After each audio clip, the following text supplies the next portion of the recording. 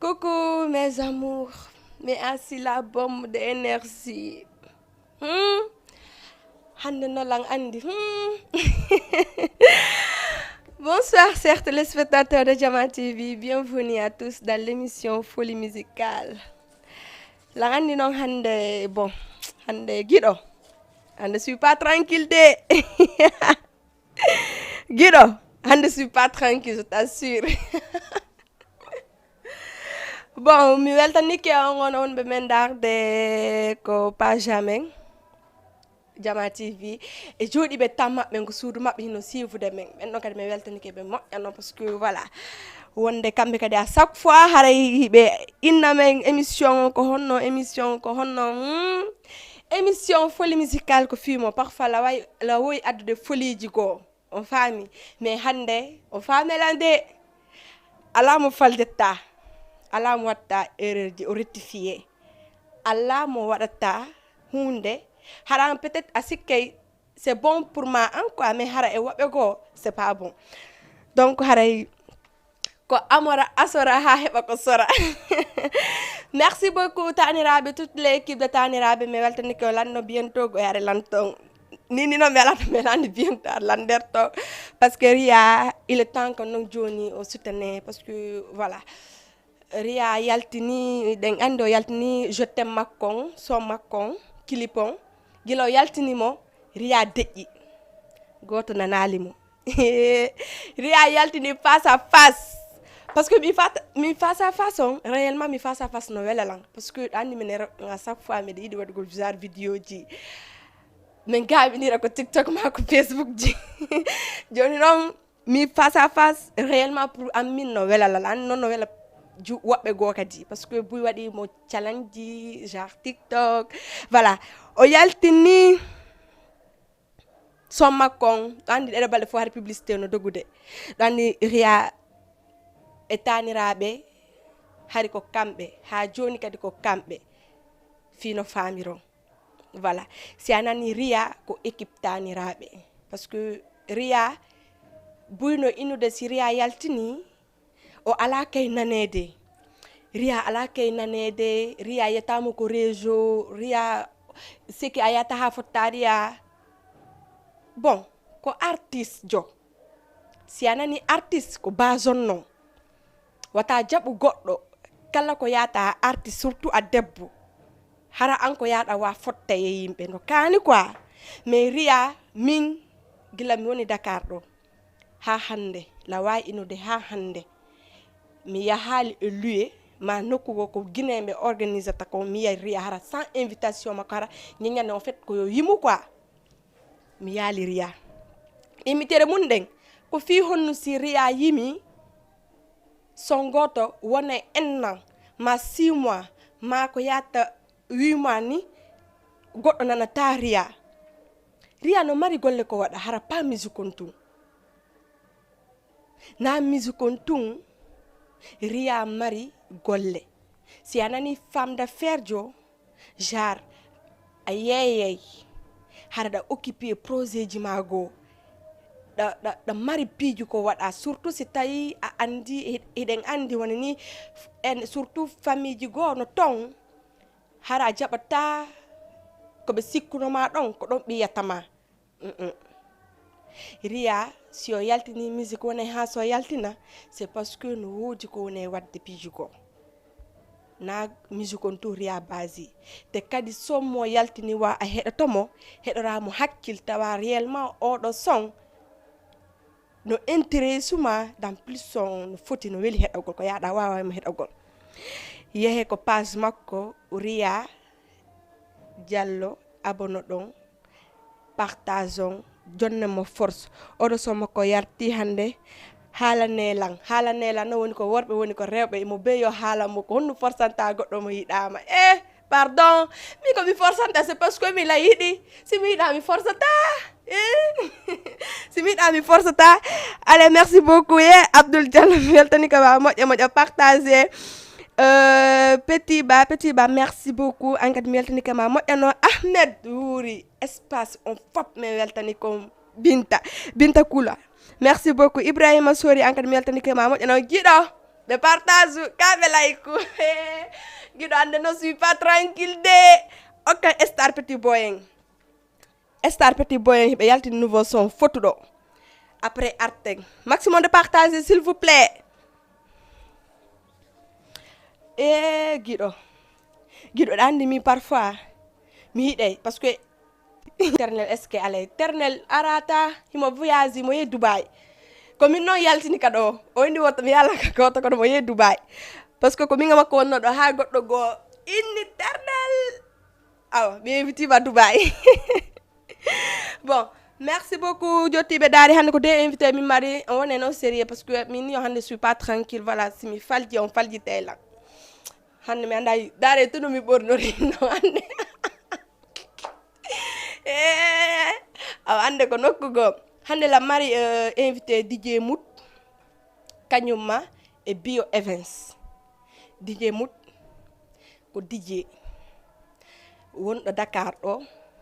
jar hiɗen andi kanko déjà ko amour makko non DJ yagal ngal ɗum ko amour makko par ce que bonnantamo golle makko bonnantamo fus himo concentré ko golle makko en même temps kala ko organise ɗo haare ɓe tawa e organise ɓen ko passion 224 himo tawa e ko organise ɗum ɗon ok giɗo hande mi ronki famude ɗo de Bio Evans ko styliste jo en même temps o ménage artiste voilà nouvelle génération non hari non o ménage no woɓɓe goo mais ɗon andi genre ni jogotogol artiste ɓe wela fi par ce que parfois haray ɓe ukkodiri ma wowoji ɗin ko ɗum ɗo naati wo pijugo no wawi bonnugol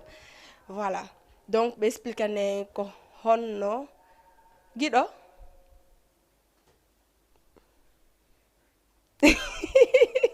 giɗo acci sonitogol ka giɗo si moƴƴiti s'il te plaît yehen ka ok vas-y okkan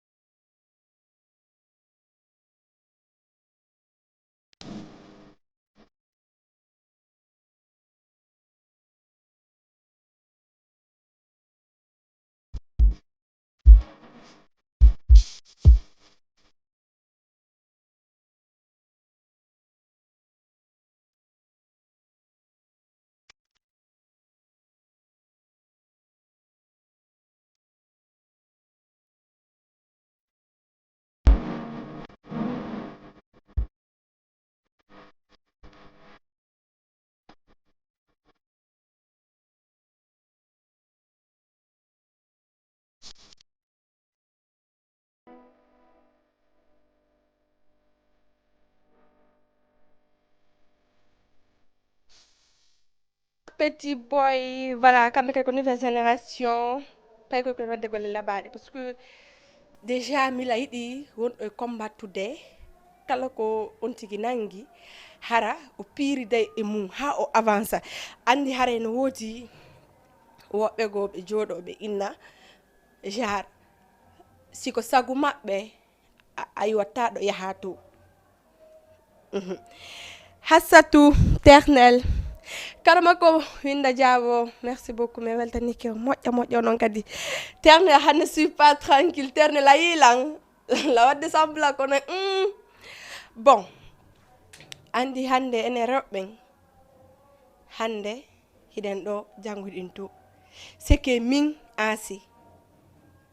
mi windike wonugol animatrice e télévision mi accepte piiji ɗin fop mi accepte yennede mi accepte hersinede mi accepte seke hara kala ko waɗɗa ɓeynama hinano c'est normal no moƴƴi ko ɗon min darta min heɓa force mina ñande go o tohi to mi hara kadi ko ɓen ɗon wonɓe innude an a yaata ko kamɓe kadi jokkatama hino suivre ma est ce que min mi waɗa ko waɗaka ɗo ha hande mi wowlay ɗo ko wolaka ha hande ka mi adday par exemple mi adday ɗo goɗɗum ko goɗɗo addali ɗo ha hande kala ko mi waɗi ko mi hakkundejo seke mi arta mi inna mi waɗa ko goto waɗal mais mi inna si Allah jaɓi min mi waɗay mi ɓurat o woɓɓe hiɓe wonde groupe mais nder ɓen groupe maɓɓe ɗon ko réseau ji ɓe sikka ça va ley hara woɓɓe maɓɓe no noddudela hara ɓe andi ça ne va pas ɓe noddalan réellement ɓe inna courage ko wonɗa wadde kono labba harle avant ko menen ko giɗo noon ka jar mi ronku famude ani mine iraka bonki mi anda ɗum ɓe mi wontidi ɓen hiɓe andilan réellement ko holmo woni Asi mais goɗɗo a watamo jujude ko image ji tun ɗum ɗon a wata min kadi noon mi wawata waɗugol ɗo ko goɗɗo go waɗali ha hande arrêtez ça s'il vous plaît accela noddugol Asi mi nani ɗum Asi a waɗi ɗum c'est normal haysi mi waɗal c'est normal parce que lan ko réseau ji mi jaɓe mi assume ɗi fop si tawi mettila mi yaha à côté mi wulla ko mi wullata ko si mi kayni mi fanka mi arta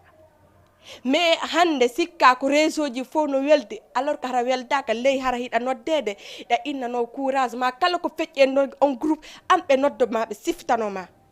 joni après ko réseau kono ɓe ne yirudude c'est que mi ronku famde on fait wallitelan ko commentaire ji ɗo s'il vous plaît parce que min mi ronku famugol mi wawata min Asi ko woni mi wawata mi iya hunde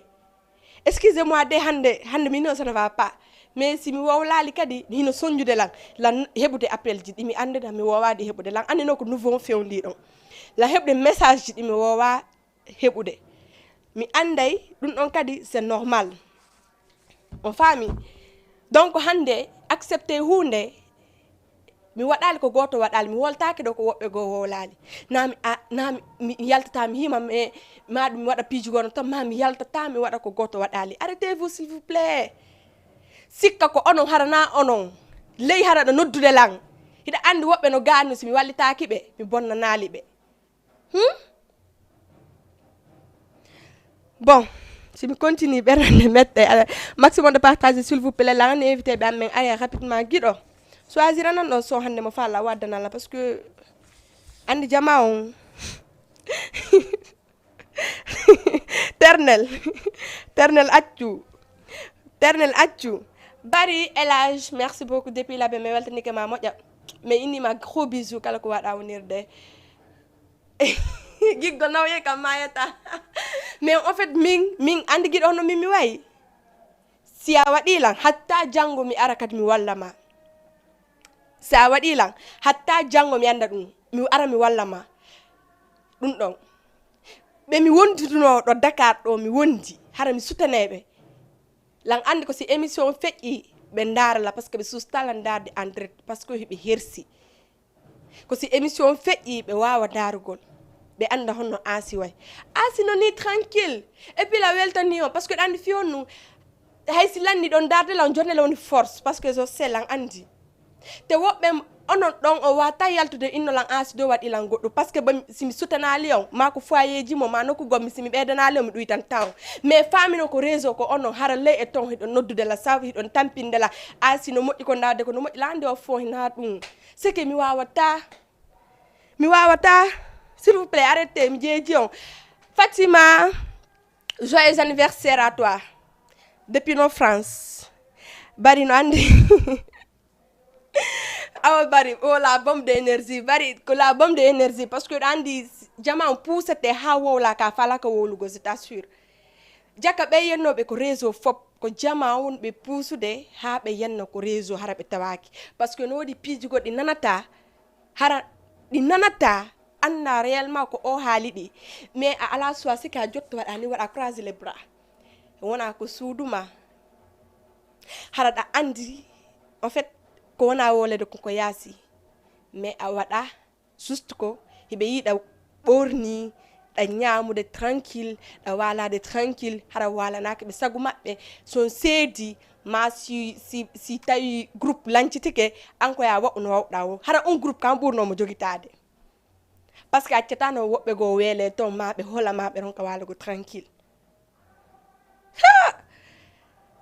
giɗo manda si son artaɗo par ce que hande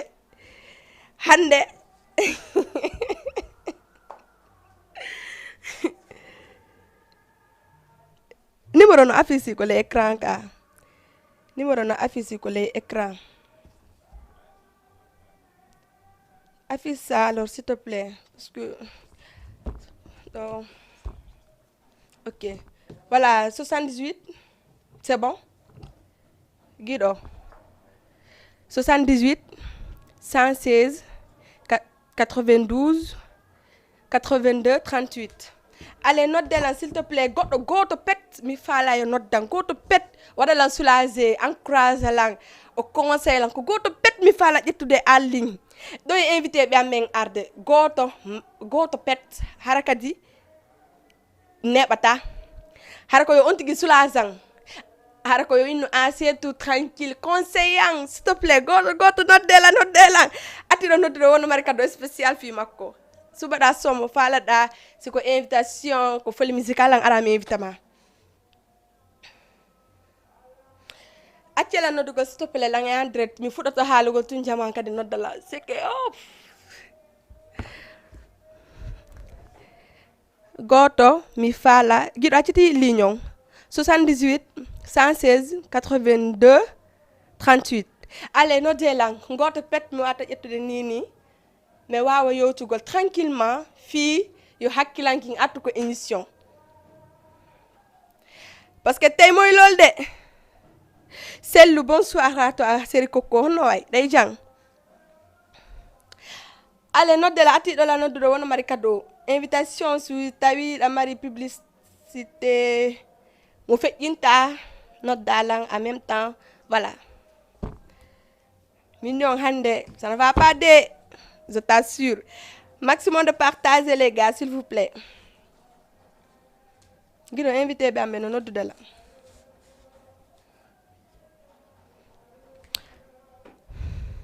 Amadou Badiane merci beaucoup ƴetten goɗɗo ko ligne allo assalamu aleykum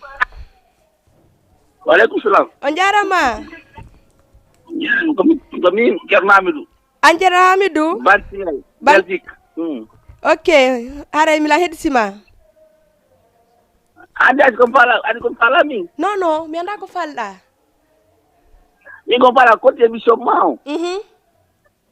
ara jokkal de quoi ka birgol na ingande ko merci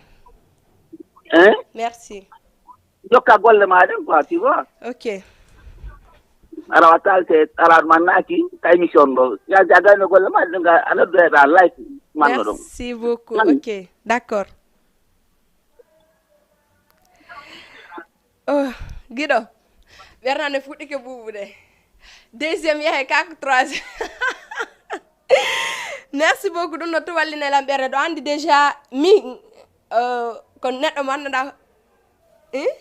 mbeɗa weltanima moƴƴan o mbeɗa weltanima anndi jalousie jiɗɗen no heewi tew konto yamarema wonɗa jalousie moƴƴara giɗon on haalnan konto wonɗa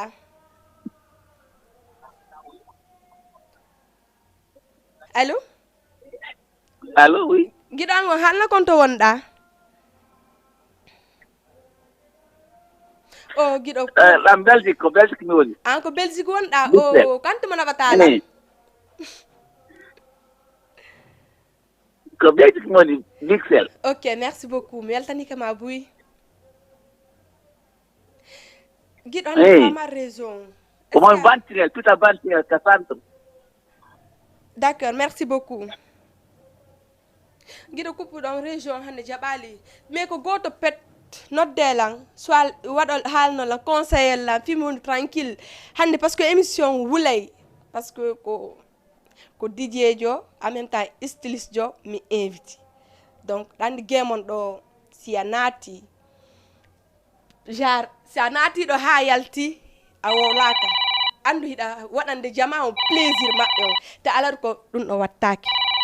oto goto accepte ɗum ale mahen allo assalamu aleykum allo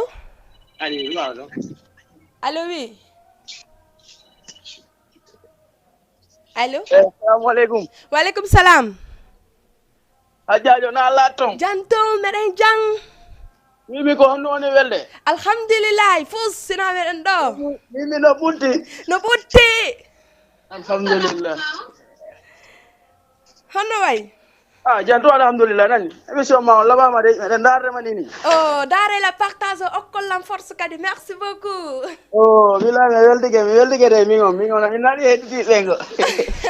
ango sa weltike ɗum heddiɓe weltoto honto noddirta men honno inde nden no nodditema Zac Mbaw Diadia Zac Mbaw inde nden way ko baskana depuis Zac Mbaw min nima gros bisou bis a weldike ka moƴƴano mi weltike là je suis tranquille maintenant haɗano fof ɓe welto bis yes je suis tranquille jollange jang allez merci beaucoup monsieur Zac Mbaw allez ciao ciao bisou Diadia bisou I love you bisou Diadia I love you bisou tawaɗo ɗo haɓe bloc la maɓe raɗo lanɗo si fuɗi gende bisou mais ɗum ɗo kadi soulagé la wonenela tranquillement eyyi koto drame merci beaucoup PDG min ngalama yiwde guila yaɗa laguine min nanalima Abdoulaye merci beaucoup mi weltanike ma Zac Mbaw on foof maɓɓe mi weltanike on ko ni nodde lan soulagol lan mi wona tranquille yo ten en fait andi min c'est que komi faala wadde komi waɗay ko noon mi way simi décidi hunde mi waɗay simi inni kadi par exemple a waɗi la ɓernande wala simi faala change de mi changé kadi mais koye mum mi yetta guiɗo yo son ari ɗon hande je suis pas tranquille de mais là c'est bon maintenant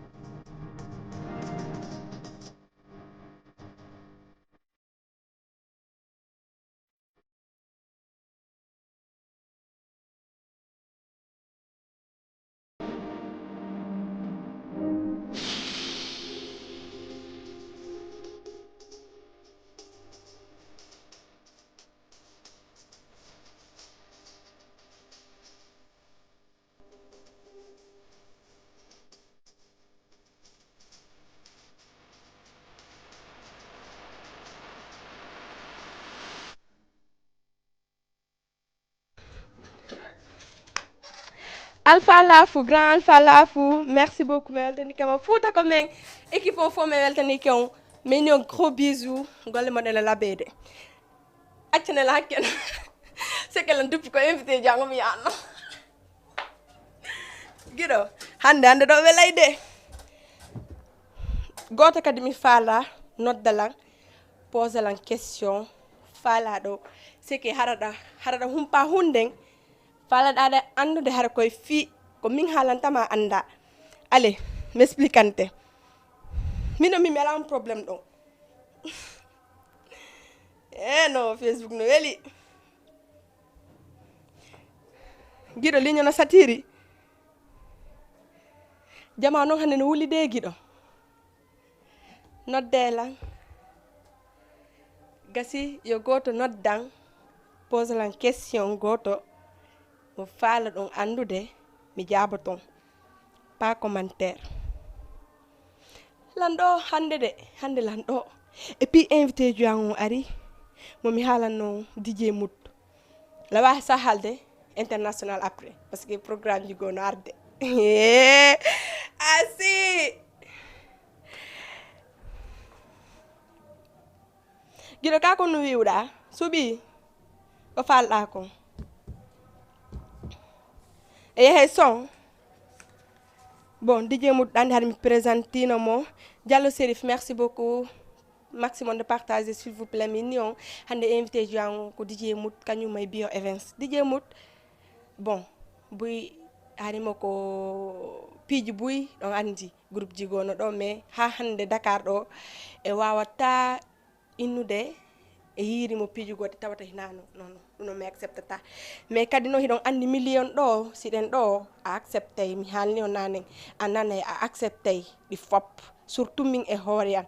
mi niom la nande la yennede la wadede di fo non c'est parce que lan ko résoudre non c'est normal parce que lan andi ko mena wadde ko no weldon te kadi c'est normal réagir non parce que kono kay jonta la force en même temps on partage de so yariri no welde la modya non Ludia Floman merci beaucoup mais ils sont ria nani min no jama yobe partage yobe jonne force modya no parce que den andi ria nebe si ara na artiste be gono ton andi ko nini ko kanko marden artiste mo do den soutenir de modya Dakar do debbo quoi baba ko massa merci beaucoup jette ngodo ko ligne allo assalamu alaykum allo oui allo oui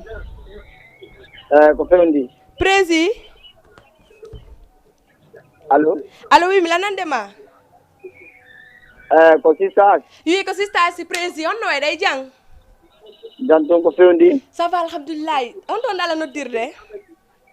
la noddira ma parcelle unité 12 parcelle unité 12 président c'est wadandiraki ay jeje jama pay kum black jama 224 l'artiste ka pose question goto wonbe tombe fo ok pose na question goto mo falla andude mi jabuma rapidement hande ko dum kado ko dum no mo kion pose en question mo falla o ardo ko hakkilma o ok mi noari ka kilan fondo mi yarti songa no de iti yero artiste be on de garden fondo ni événement jingandi encore plus no manki e promoteur den ko no no ni en Irlande. Bon, ok, merci. Coupe d'homme diaboma rapidement. Merci beaucoup, Serge Coco. Merci. Bon, artiste bébé nouvelle génération, il va de golle mabbe réellement. Mila wa inde. C'est juste tout manque de finance gol piji gono ton ma wobbe go kono do andi artiste be go kadi be la jogogol. Chaque fois enen inne ko ménager ko problème ménager ma ko wayto non na adjen inne go chaque fois ko ménager benno be ala un problème. Mais si artiste de golli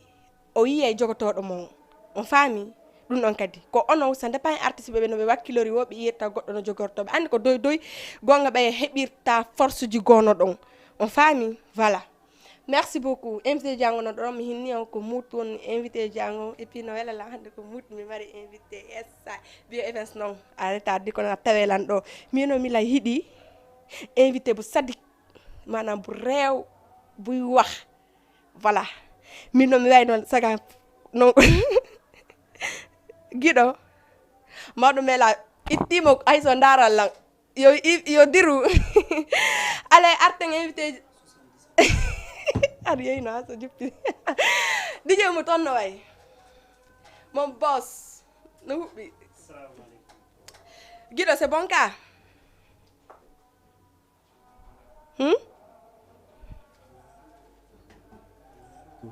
c'est bon ngala retour sa woli on tigi namta anani yedo suba anani joj may vas-y DJ mu acc paniku gollang panika tama assalamu alaikum wa alaikum salam assalamu alaikum Jama TV assalamu alaikum Guido Jama assalamu alaikum toute la communauté guinéenne et assalamu alaikum toute la communauté sénégalaise voilà ko DJ mu hewti do hande ka toi même tu sais la ngandi du nok no labani lam pos ada dara e gono to on redisi parce que landi redisi ko tay la nge plateau wala andi ko mi dogata ko ni watta non la ngati de redisi e golle en fait redisi bon Guido okkanno son goto s'il te plaît mi nodda juste deuxième parce que de ngandi enen do de mari un problème donc grave okko do lawo c'est bon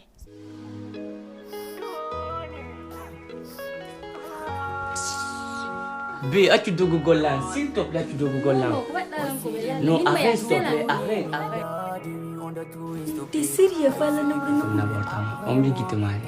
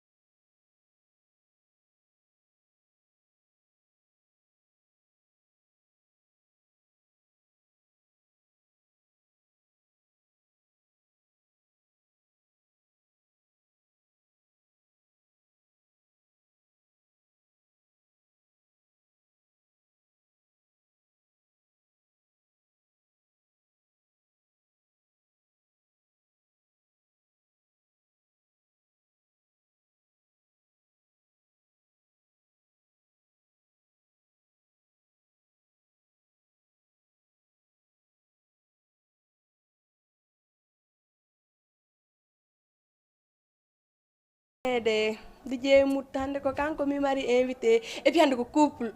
ka waaw hande sen ngeen après konto direction voyageur direct voyageur ka fono invita fop hande ko no wodi voyageur ko woy kontu ko woy ko wila palo ikkitala no DJ Mut ko danga la jobu ikkiti gollang c'est que dino ko si jono wodi dino alfiji no dino harno foti bali DJ jojiwo teno ay wonde ha mi si tu es prêt pana ternel on ko rasta acciti si tu es prête mais je suis prête non na problème non si tu es prête aro yehe waɗo ko minne on ko nouveau son Ria merci beaucoup Ria mi weltanike ma moƴƴa somma mi heɗitike mo hannde journée nga wari lan ko suudan 18 heures yani tung tawi mi branci bultuf jiyandi son ari mukki yite et puis parole ji no welila moƴƴa non ko ni si neeɓi arani si ari men anda yes artiste ari ko ɗon ka addi face à face a frappiɗo kadi moƴƴa no acca yehe jonno mo force nate ko Ria Diallo officiel ɗandi ɓe maali ɓe koɓe inni goto ko gaynay kon fuɗɗike hoolagol noon ɗum ɗo par ce que Ria hannde boni la journée hay mi yejjitina woɓɓe gono ton bon DJ Mout lawayde eke honno de ka sirno woni noon officiel DJ Mout mon ko officiel tum wonno officiel DJ Mout ɗum no lande hay sa yeehi TikTok ko officiel sa yeehi YouTube ko officiel sa yeehi Facebook ko officiel c'est officiel bon invité ko kanko e bio Evans mi marno mais bio arali parce que ɗo reni déjà 22 heures yoni émission ko 21 heures si arali ha ɗon haray bon ça va ok hande DJ Mout hiɗa yiide programme jiɗi ko game ɗon game on piiji buy hino waɗede ɗo mi anda kila naɗɗa o game ɗo ko hombo wonno DJ Mout est ce que game on change DJ Mout o ƴetti style ji gono ton ma ko honno DJ Mout yiiri game on salamu aleykum encore une fois et salam alaikum en Asi et merci pour cette question et d'après comme famille depuis mi ari do ko honnu communauté ko honnu gemo woni wadi parce que DJ Mout harina aral tun nate gemo harlan andi DJ Mout ko sino ala jangude wo harlan day occupation ji gono ton ok encore une fois mi wola ko addilan hande ko game guinéen en fait ko parce que ɓenne pulal kon ko leggal ngal ɓooyo e nder ndiyam wo ngal wontata noora c'est à dire ça veut dire que ko wonɗa e nder piyum wo a wawata ittugol ko wonɗa kon pour ya wonu ɓen ko fiya laɓɓina woɓɓe gonno ɗo ɓenata pular ça veut dire que ko ya wontu ko wonɗa kon ɗum ɗon ça ne change jamais gasi ƴettegono please s'il te plaît allo assalamu aleykum allo allo assalamu aleykum waaleykum salam ça va yaa ngi si jàmm ça va alhamdulillah naka mum jantu won ton no golle ɗen alhamdulillah alle ɗay jang inde nden ça va alhamdulillah jam tin woni machallah konto wonɗo ala noddirde mi noddiranma Maris actuellement ok no gisee émission bi ça va sant yàlla bu baax DJ Moum falno salminde ene mo ɗo va frère ça va c'est comment salut mon frère. Salut toi, j'espère que tout va bien. C'est Kenzo Production. Ah, Kenzo. No way no golle. Ça va, alhamdulillah. Joni mi y a les messages et les publications bini he o mom émission me wata mo accude. Non, ça c'est vrai, ça c'est vrai. En fait parce que DJ Mou ko neddo moƴƴo mom c'est un jeune engagé aussi. Merci frère. Comme do ko wattanin ko way ko wattanin kon kadi quoi. Merci beaucoup, merci. Donc on te souhaite une bonne continuation. Merci. En fait temps heewani min ni fadum profiter quoi mais mi waɗa participer e émission. Ok, merci Kenzo. Allô. Alors merci beaucoup Kenzo. Ok,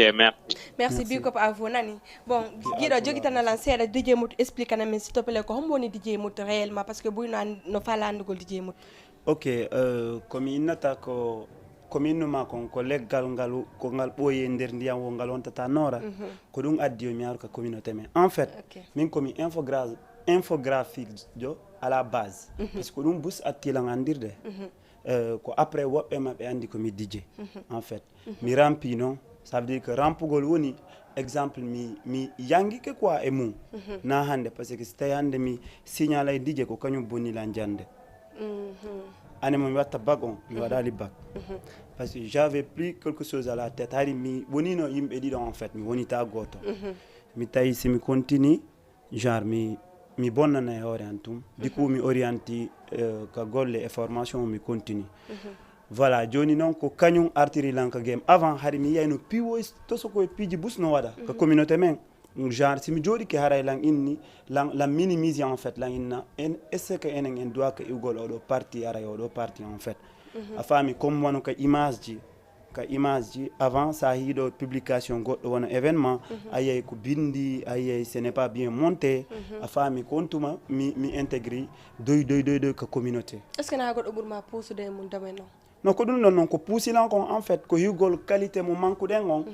en tant que a guinéen jo na fi da ba sénégal lo ko dum non poussilan en fait ko objectif poussilan ka dum ko objectif kadi addilan ka communauté do mi arado pour concurrence wala mi arado pour holugol goddo komi ko je suis le meilleur non mi ardo pour hollirgol yimbe ben je serai un exemplaire, ça veut dire que mi après an wala ardudo e an wo soit jonno e indenen inna wadi odo exemple et communauté on ba ko dum non addilan je serai un exemplaire inchallah te à la base ko dum don woni source itto dalanton addilan do après non ko do mi fuddi kontingol wono joie wobbe mabbe non fuddi andude ba ko mi dijejo tu vois mais dindo didi non ko domaine woni infographe en même temps DJ non ko domaine ado DJ on hari tu fais quoi dans la vie? Non la jangude je suis élève. OK après no wadi tuda élève jangugol en fait animu gongol genre ko passion yes a fami dum don ar période kami jangayno ko don tuma nyangilan timing ka sudo wala si on tuma tay ko cyber wodi say cyber a télécharger wono virtual DJ a jouer dans l'année en fait mi jouale cassette no wodi atti belan jouer des cassettes wala e CD non mi jouale mais en fait mes nouvelles générations ardon wono virtual DJ ilan synchroniser nouvelles générations que virtual ari on tumar lan débitude en fait a fami ko dum don woni base en fait tu choisir la DJ mut wa fionu mi choisir DJ mut mi fala non ko wolde indande complet mais pour yo fop andu je me nomme on m'appelle DJ astaghfirullah Mamadou Mouktar Ba. Machallah, ça se voit déjà flaron. Voilà, Mamadou Mouktar Ba. Johnny non Mouktaron M-O-U-T on m'yettima en fait parce que pidjidi naya compliqué. Souvent ko jettata qu'on doit synchroniser et soit in demanding soit quand on dit dal enfin ko dum mut on ko don yalti mais la wa inu de nder Sénégal je suis le seul mut do ala mut jogo ala mut même YouTube ça tapé ayata mut en fait il y a mood en fait a créé quelque chose harako en réellement woni ton quoi non ko dum don idandi parfois ida inna ida indito inde har no wodi won dame yes ida yedo inde DJ be go exemple ça ni do wono mezzo hande mezzo na pulloto wondo mezzo sénégalais be na goto kadi wondo mezzo afami mais ça ni mood avec OUT afami ko min to woni mood do ala mood ay got ça windi ka internet pour ya yu DJ joinete do mood c'est tout à fait difficile mood non aye à la fin d ko dum wobe confondre indande mood et mood mais ko mood avec t mood buyino do parce que hida wano choisir de wonu gol genre artiste inna te yumugo choisira par exemple wonu gol be organisateur har ko don tun hadata kono dum no fop a wadani manda ko no yuda won be organiser do be kono kadi hiwruda genre surtout gemon do nini di groupe ji wona de wadete nini manda ko mut hon woni yide e dum don kono mut mar genre ko mari ko haala jour e dum no surtout o gemen do quoi no yirti to question on seeda mi lang heddi bon mut noko groupe do gila nadda ko gem do manda ko no muttiri gemo parce que da wano jettude inna no mi wat wonta DJ parce que no wodi DJ bon be ga mais anga choisir déjà ay ni da won da wadde fi wonu différence e yimbe ben parce que mut no wano wonde artiste no wano wonde genre har ko ya organiser tun adda artiste be mais mut wadal no fo manda ko no hiwruda ok ko dum minatama ça veut dire que no wodi piji din ko enen famali wobbe be famali minata enen astaghfirullah wobbe be famali woni hande goddo kala ko watta ko amour woni en premier en fait c'est vrai hande ka dari da do da wadde ala joda de sayda dari ko amour wadima parce que à la base ko darago ngol woni émission woni ka DJ woni ka radio piji bu sa wade émission on adaro to en fait a jotta ko joni non si ya wadi dum do peut-être ko amour ma joni non ko wadi ni lan DJ en fait ko passion ya minima min DJ objectif en avant yo mi wonu ka milieu objectif an woni si mi hubbini console an mi jouimo si minni console woni matériel jouirte don woni soit platine wala contrôleur ko non piji di woni si mi hubbini mi fiji min sama sifi si mi dannini mi golle mi arti ara lan ça veut dire que mi base ke mon à la base mais bay ko Allah watta kon ça veut dire que destinement ay goto wa watamo échappe gol impossible afami ko dum addi yomi oriento ha mi woni DJ afami ko dum don addi lan wonde lan DJ ado o groupe passion 224 har ko groupe on bonda avant groupe Passion 224. Il n'y avait pas groupe avant Global Events à Tiarde. Après c'est Passion 224 Ari. Global Events que Tommy Wonno. Je suis l'un des membres de Global Events. Il est formé par moi et DJ Boss, DJ Yaya, DJ Salmon, DJ Sado, DJ Ouz Rio. C'est qui commencent à la base. Quand nous avons Global Events. Indene non bus andane en fait parce que Global Events Global Events et ana Global Events en fait wonu continuité quoi. Non, c'est quoi le problème justement? Non problème nous en fait mais ko woni ko mi anantama ko hande sen fala yo communauté men on burtuma yarde yeso en jonni tay mo be ko jeyi donc première chose en wado émission wonɗo animatrice on ɓe jonnitama ko jeyɗa min DJ mi jonnite manager jonnite a faami artiste jonnite a faami animateur animatrice jonnite joni noon si tawi en inni en hawtide e piiji ɗin à la fois je pense que yahata ko ɗum noon woni jogitade ko ɗum noon jogitoto groupe Djibous en fait a faami par ce que minen DJ ɓe ɓen objectif amen on ko DJ yagal ɗon a faami min tawnirno ko tawaka e mum en fait joni ko ɗum addi foire kono tawno ɗon noon ko donno ko tawede joni ina no wodi piiji go ko olof inata ko français inata ko ce sont des mots tabous peut-être l'envoyer répondre peut-être mi wata répondre mais juste mi haalante tun ko addi à la base kon exemple hande menen komin komin DJ objectif amen on ko Global Events ari ko couverugol kala événement waɗo ɗo Sénégal et communauté guinéenne a faami c'est par force même impliqué en fait. Si on a min ko boss, si on a boss ko yaya, si on a yaya ko ro, si on a ro, etc. quoi. Johnny non menen on fop ko men wonu même longueur d'égalité. Woni ka information, woni ka paiement en fait. A fami ko dun non wonno objectif Global Events en fait. Johnny non ender dun don Global Events produire artiste. Fala no golli dugal en fait minata produire gol mais fala gunno golli dugal artiste en fait. A famille, quand on minuma, ça veut dire qu'on ne peut pas faire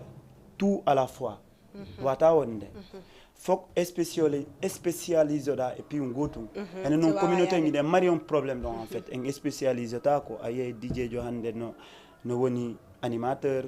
no en fait. Il y a DJ Johan, mais il doit spécialiser des domaines, go to in autre domaine, d'autres domaines. Parce que hande min ko mi DJ mi halante pour fop yo nanu ko mi DJ jo hande mais ça yo bilan ngente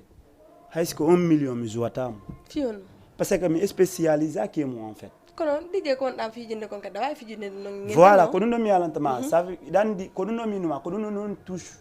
ko dum benata touche personnel goddo no doy bugol touche personnel en fait min touche angon Zougol, l'envoi Zougol, harako exemple réception, mais na réception du FOP mi jouata. A famille. D'accord, na réception di amending quoi amene. Yo wonu réception hara en fait harako réception. Yes. Wana min éternel ni réception di amending. Exactement, wana éternel. Éternel notre. Femme donc. A famille. Sophia aussi. Sophia. Wana menen. Donc génération non la way mo joude mais si tay réception o woni hande ko yummirabe sifa ñom sen harako wono kurba non mi volante en fait ko gonga mi naalante mi volante parce que ça jonni la mi waday mais je me sens pas mi sentira tawre angi lan wadde a fami ko dum minuma pinkun ko amuron atti sayabi amuron ngi mun deda wada yombante on est aisément ko on est tranquille mais c'est de force de ko wa wadde wala ko watta ko hakkilma ki wona mo en fait tu vas le faire mais a wadi data avec plaisir parce que wano concert et soirée no ardirgo mi attaque mais ko dit qu'on ce n'est pas mon domaine par exemple ni an ko hombo parce que lan andi DJ mun ko goddo ndare no hasi etti on inna ko be mi wona DJ ko mun idol ma on DJ yagal non min darali on parti donc pour un gol DJ en fait minima are ni par hasard par hasard parce que à la base min kam jandi donc ko rappeur be sénégalais to woni fina choisir ala voilà joni non nami rappeur jo mais ko rappeur jo mari kon la plupart lan jogiti en fait ilan andi konno yimirte ilan andi konno woni e musique ilan andi konno musique définir ilan andi konno musique composée a fami et musique et ore mi wadi cours musique ça veut dire que là andi piwo bu musique, c'est musique yes. a fami mais na domaine en fait mi choisira li DJ Mood s'il te plaît une question fi hondum ben yide ménage be artiste bi la plupart hara hebe wadali on formation non est ce que mo wadali formation mo mamo janganali fi mo no way wonde ménage tigi jogitogol artiste kono yurda dum parce que yana ici beaucoup ka côté manager min do mi wawata souligner kadi ha ko dum mais en fait ay hunde hara réellement en kadi siko annu a fami siko an a inneno mami wada hunde professionnel siko an parce que mais hande day hay sa wona domaine non mais hara en fait a way jisu quoi hin ko dum don ko mi wawi halude genre kala ko goddo watta e monde actuellement on den don tigi bolindir e formation e jande min yenolan do mi wolay en haute voix il a mari attestation DJ lan wadi formation DJ il a andi koni base DJ a fami il a wayol de maison kami wonno don kami adi don ko zarak mi wadi zarak vision mi wadi comme 20 personnes et yawnobe formation ben ko 10 personnes choisira il am tawtano et 10 personnes be ben ende men 10 personnes be ben 9 personnes en fop wona yimbe le ou ko yimbe leydi en fait je suis le seul guinéen d'origine qui était là-bas et mabbe DJ fami joni non ko côté ka manager ka landi dalan donc donc pour nous ko mi uccu d'après comme andi kon voilà ko mi innu kala nato e management yo yawo jango ya en fait OK parce que ko landi e artiste ko boyno don ménagerie wala surtout game don ni mais hara be ménagerie tun artiste mais hara be wad formation mu en même temps be haali be jokka wadbe formation mu fi be and mais chaque fois yata game do hara ménagerie be no mari problème artiste be ben ko dun non addi professionnalisme mengo no manki en fait yimbe ben jango yali sa jangale awa wata joni tugol on tigi ko way ko awa wata yettugol odo ko wado commerçant innamo wona manager jo artiste c'est vrai mo way wonde par mois perdel inmo yo itto ko commerçant do non exemple awa wata innugol exemple kono mi way jonire comme exemple basi juste ça yes voilà dun don si on tigi ni waday c'est vrai o waday mais en fait ko do wawata joni tugol dun tigi ko jeey kon ça veut dire que ko sénégalais be inata kon duko dello cëram en fait yes afami o wawata joni tugol non parce que o anda en fait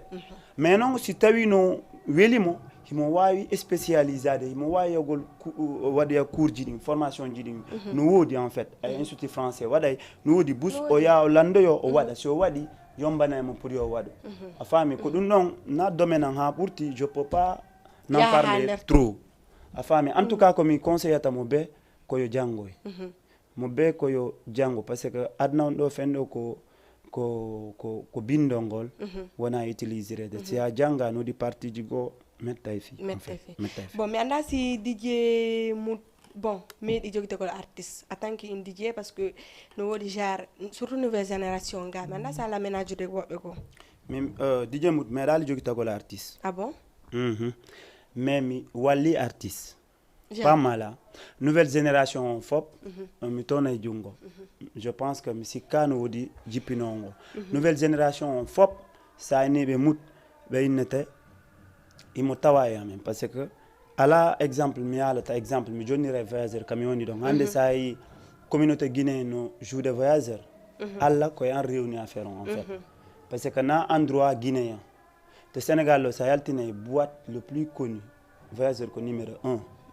hay on no voyageur ko hombe yahayno to appartenir be voyageur ko étranger be yahayno congolais gabonais ivoirien nigérien ko kambe en fait endroit mabbe ko kambe ko endroit mabbe non et sénégalais à un moment donné yey tay ko communauté guinéen on buri dudu de don fami ko dun ya han choisir à fala do yotude mutuo okkelan sere ni après bon gassi c'est bon yettuma me nganda si ko allo oui ça va santi yalla DJ Mood la bëggon waxal quoi mo ngi ni OK passe le Mood yo maniga ah Noël de ça va Noël de DJ Mood ça va Big Mass voilà DJ Mood si lo ne ouais ça va frère namuna la kay billahi malara en fait dëkk bi wa merci beaucoup merci yam jama sant yalla bu baax mais DJ Mood man dama lay encourager moy dama lay encourager man waaw parce que yow amo morom Merci ouais. Kila ko mi anduma ha joni a jippaki ko wayda ɗon ha joni. Merci frère. Oui. Ok. Mais min komi dila concert Hakim 224 mi jogima ha hande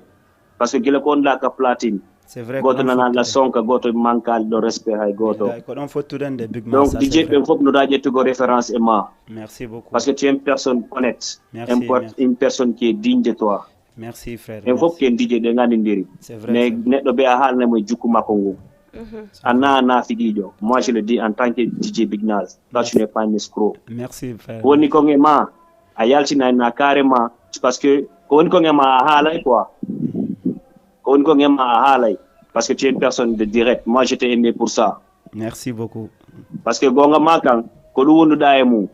Hande sa yi voyageur no hewa ko sabu nundal mangal avec ta passion. Oui, ça c'est bien. Ça ni participer aux émissions d'or parce que min hande ni participer à l'émission mais je te suis en direct depuis le premier. Merci. Depuis 21h je te suis en direct. Merci bro, merci. Ni ko wa ma wigo toujours parce que tout le temps no wodi bonnobe no wodi be anda no yewtire. Mais placement il peut pas te salir quoi. Do atama tout ningol. Parce que a golli ko golata ko ngawadi ko watta ko. Donc toi tu n'as rien à prouver dans les plans. Fendo ko formugol yimbe parce qu'on a été à l'école enen jangu on a appris na hoccido tu yeyi jangugol wadugol DJ e genteji e dumaji duma non quoi gara falande wonbe do hoccitu yeyi wadugol DJ arrête ça non si non no wodi non DJ no sister falande wonbe DJ be hoccitumbe wadi DJ non sister billahi wobbe gon to sai kanko e haali haala makko yewtima quoi o inni jangugol platine il faut aller apprendre ko benna ko école art ya l'école art waaw ça anda art wata halugol fi art c'est vrai de qu'on se dit la vérité oui, c'est vrai donc yimbe buy no Sénégal lo no ngacce hakke de yimbe buy no Sénégal lo ko hoccido o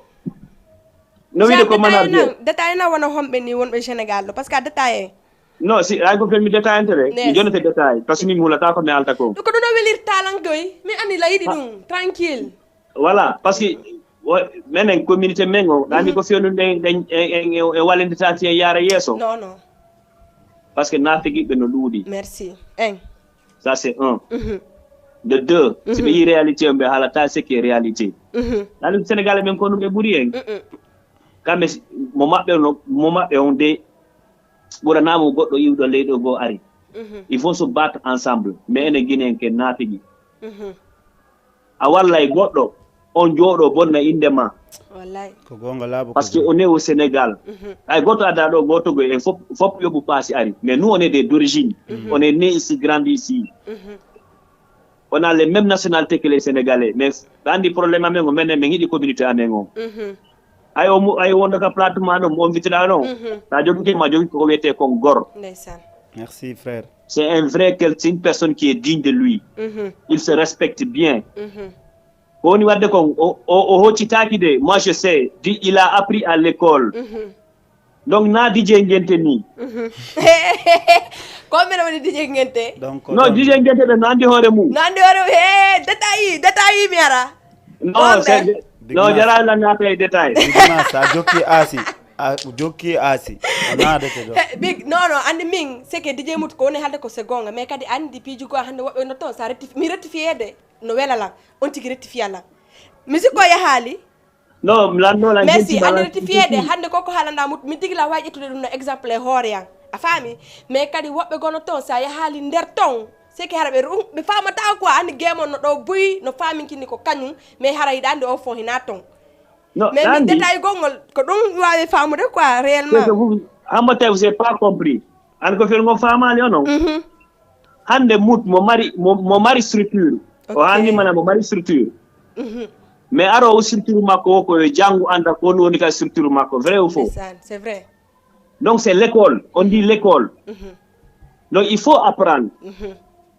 la sécurité de la célébrité aujourd'hui de Hakim il a travaillé avec Hakim mo andi on a partagé le scène ensemble ko gonga labo ko grand a fami donc hande DJ Mutso be netano so anda goddum o jotta ko ne platine mais il fait son travail il sait convaincre le public. Parce qu'il a appris ça. Hana si goɗɗo jooɗogol e plateau e bonnugol mo inde on noon ko pose woni ɗaɓɓude. kombo jooɗi bonni mo inde nani ñande ngabitiɗo noon goɗɗo go kam émission ma mi faala ka haali ko inde makko goɗɗo hombo non andi ko émission mi invité mo donc sa inni goɗɗo jooɗiɗo bonni inde ɗo so fika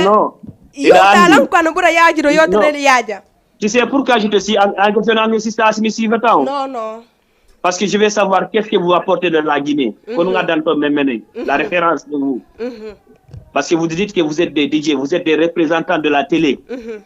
Donc il faut savoir qu'est-ce que vous nous apportez. Ando ko goɗɗo haalata ko e goɗɗo ko yewtata on kon. Ko woni gonga e ko wona gonga. Mais ne laissez pas les personnes apporter e inde yimɓe ɓen. Hande si goɗɗo jooɗi ke plateau jonni mo micro mo haala ko faala on ɗon o haaru par ce que o anda ko ni réalité. Ko jooɗiɗo bonni inde. Comme invité la semaine passée. Je te pose la question parce que quand on dit direct commission. Tu as invité qui semaine passée? Je te pose la question parce que quand on dit la direct commission, s'il te plaît. Ok, donc DJ Moutkanko, moi, peut-être lui va te donner les détails. Non, je donne les détails quand on dit commission. Ani no do dire mi seke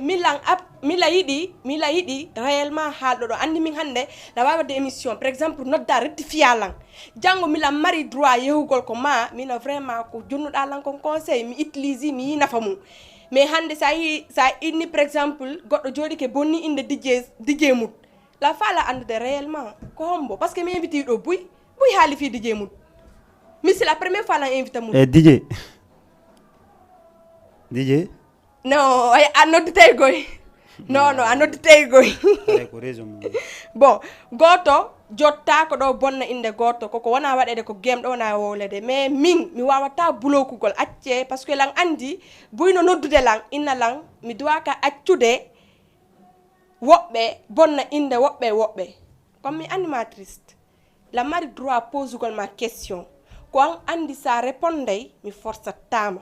si a répondi non ha ko tawta parce que ko waɗayno mi ala ton ko waɗata mi ala ton mais ɗa andi game ɗo surtout si ɗaɗo sa yiɗi pijugo c'est normal landoɗa mais hande mila yiɗi kala sa wowli adda cause on a faami sino régulte régulé si régultake keremo be ya law ka kono mi sikkiri de kayit humbo tañinira bonnuma inde mut non peut-être irandi o expliquer dandi mo be no expliquer non oɗo no wona expliquer nuni ma arta koy oɗo big mass ma arta min e makko ko ɗo men fotti ka concert Hakim ok men fotti c'était le présentateur il fait partie des présentateurs de la concert kanko e DJ Diaw ko ɗo men fotti mais c'est un gars que je respecte beaucoup en fait